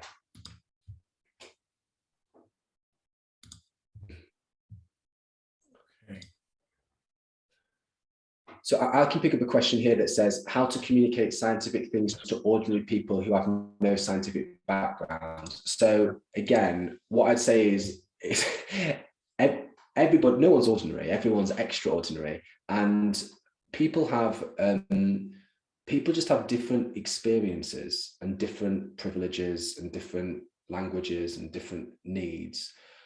The best way of communicating anything to anybody is to ask. It's always to ask. It's so, you know, before I gave this presentation, I spoke to Arpawan and Suzanne and Simon and asked what the needs and the experiences of the audience were. And by asking people what their needs are, by researching them, by finding out about them, that's how we can communicate with them and to them. And I think the other thing is just to be humble, you know, just to really appreciate that even though we're scientific experts, other non-scientists are experts in their own professional and personal lives in very different ways. So just listen to those needs, ask what people want, and that's a really effective way of communicating. Another point too, that, and this goes back to the plan your collaboration slides, and again, sort of a pandemic related question is, I mean, I think the way you've presented the use of social media and the process of sort of planning your collaboration, you know, there is an awful lot you can do even when you can't travel and go to conferences and meet people face to face. So yes, we're all facing, you know, varying degrees of lockdown, et cetera, but that doesn't mean you can't continue with that work. Correct? I think that's very true. And again, speaking from personal experience, you know, I've recently become a father. And so for me, even without COVID, it's not as possible for me to travel as regularly as I used to and to make those personal face-to-face connections. So relying on virtual connections, relying on virtual coffees, relying on reaching out to people via emails is really important. And it's a much more inclusive practice, I think, because for whatever reason, not everybody can attend these face-to-face conferences or seminars or researches. However, almost everybody can send an email. You know, almost everybody can engage with via Twitter. And I think that digital engagement, again, what if I'm an early career researcher who's maybe quite shy or where English isn't my first language, rather than going to approach a famous researcher at a conference in Europe, I can take the time to carefully draft an email, to craft the email, to make sure I know exactly what I'm saying, and to engage in a long-term collaboration with them like that. And as you said, Simon, scientists are inquisitive people, scientists are respectful people as well. I'm only speaking from personal experience, but so I'll give you another example. Whenever I write a science poem, I always email the lead author just to say, hey, I've written this about you. And without fail, everyone responds back to say thank you. And they range from either a brief thank you to a 5-page essay about how they also love poetry. And many of those have led to further collaborations. I kid you not, I've got a meeting this afternoon with a researcher who I emailed telling them about a science poem wrote about their work and how I'd love to collaborate, and we're going to collaborate. And that came from me sending an email. So it does work, I promise, and I do it. Well, there's something just come through in the chat. Somebody saying that digital engagement is the beauty of the pandemic, and I know what they mean. You know, there are opportunities that are. I think it's a great level. I really think it's a great leveler. I really do think it's a great leveler. I asked this in the first session, Sam, and can I ask it again, or just for you to reinforce the point about jargon? Because I to me, this is a fundamental message of yours. And that jargon, not just that it's, at least the way I interpret it, the way I understand what you say, it's about speaking in a language that others can understand, right? So if you're a scientist and you're spending most of your time talking to scientists in your field, you've developed your own language, which you understand, you know, amongst yourselves, but you cannot assume that when you're reaching out to even a potential audience or policymaker, whoever it might be, that they will speak that same language. I think that's, with proposals that we see going in for funding, that's often a big issue. You know, that if it's not Absolutely. clear to a non-expert. So if you could just make that point again, I think it's an important. Yeah, I mean, it's really, really important that it's the language that your audience speak. So the grant application is a great one, Simon. And I think a general piece of advice is, as early career researchers, build a network of informal mentors. And what I mean by that is people that you can share your work with. So I have a whole network of informal mentors. Some of them don't even know that my mentors. They're just informal network of people that I can then email and say, hey, I'm putting this grant application in. Here's my impact summary. You're a policymaker or you're a research funder. What do you think of it? Like, have I nailed the language here? And I think that that's a really important, because it is really hard as scientists. You forget how ingrained a decade's worth of language is in your brain. So just reach out to those people and share it with them. There's a great question here that I want to address. I mentioned particular countries, Thailand and Vietnam. Do I have particular research in these countries? Can you share something about this? So I collaborate with many colleagues in Asia. I have a lot of colleagues that I collaborate with in India and in South Korea and in Japan. But honestly, I don't have many collaborators that I work with directly in Southeast Asia. So apart from people like Simon and Arpuan and Suzanne and Uraxes, so it's an open invitation. If you are interested in science communication or poetry or games or anything I've spoken in, please reach out, and I would really happily welcome communications from anybody who's been listening today. I do mean that. I promise I'll email back to you. If I haven't emailed back to you, it's because it's been caught in my spam filter, and I even check that quite regularly. Well, perhaps, Sam, on that very positive note, that kind of invitation, maybe we should wrap things up there, unless there are any other points that you wish to make. No, that sounds great. I just want to say thank you very much for this opportunity. Please, for people, feel free to contact me. And yeah, thank you for being such an attentive and engaged audience for such a long period of time as well. I really appreciate it. Thank you. And in case you haven't noticed, this is to the participants today, that Sam has shared a link to the presentations, to his presentations, and Uraxes will be following up with you as well. I believe they're going to follow up with a questionnaire, and if you complete the questionnaire feedback form on today's event, you will also get an e-participation certificate, and they'll also provide you with a link to the recording and to today's presentation. So perhaps on that note, I would ask you all to please join me in thanking Sam for an excellent afternoon. I certainly learned a lot, very well presented, very clear. And so I'd like to say thank you very much, Sam. And it's clear from the feedback coming in here in the chat that there are plenty of people that agree with me on that. So with that, until we meet again. Thank you very much, Sam.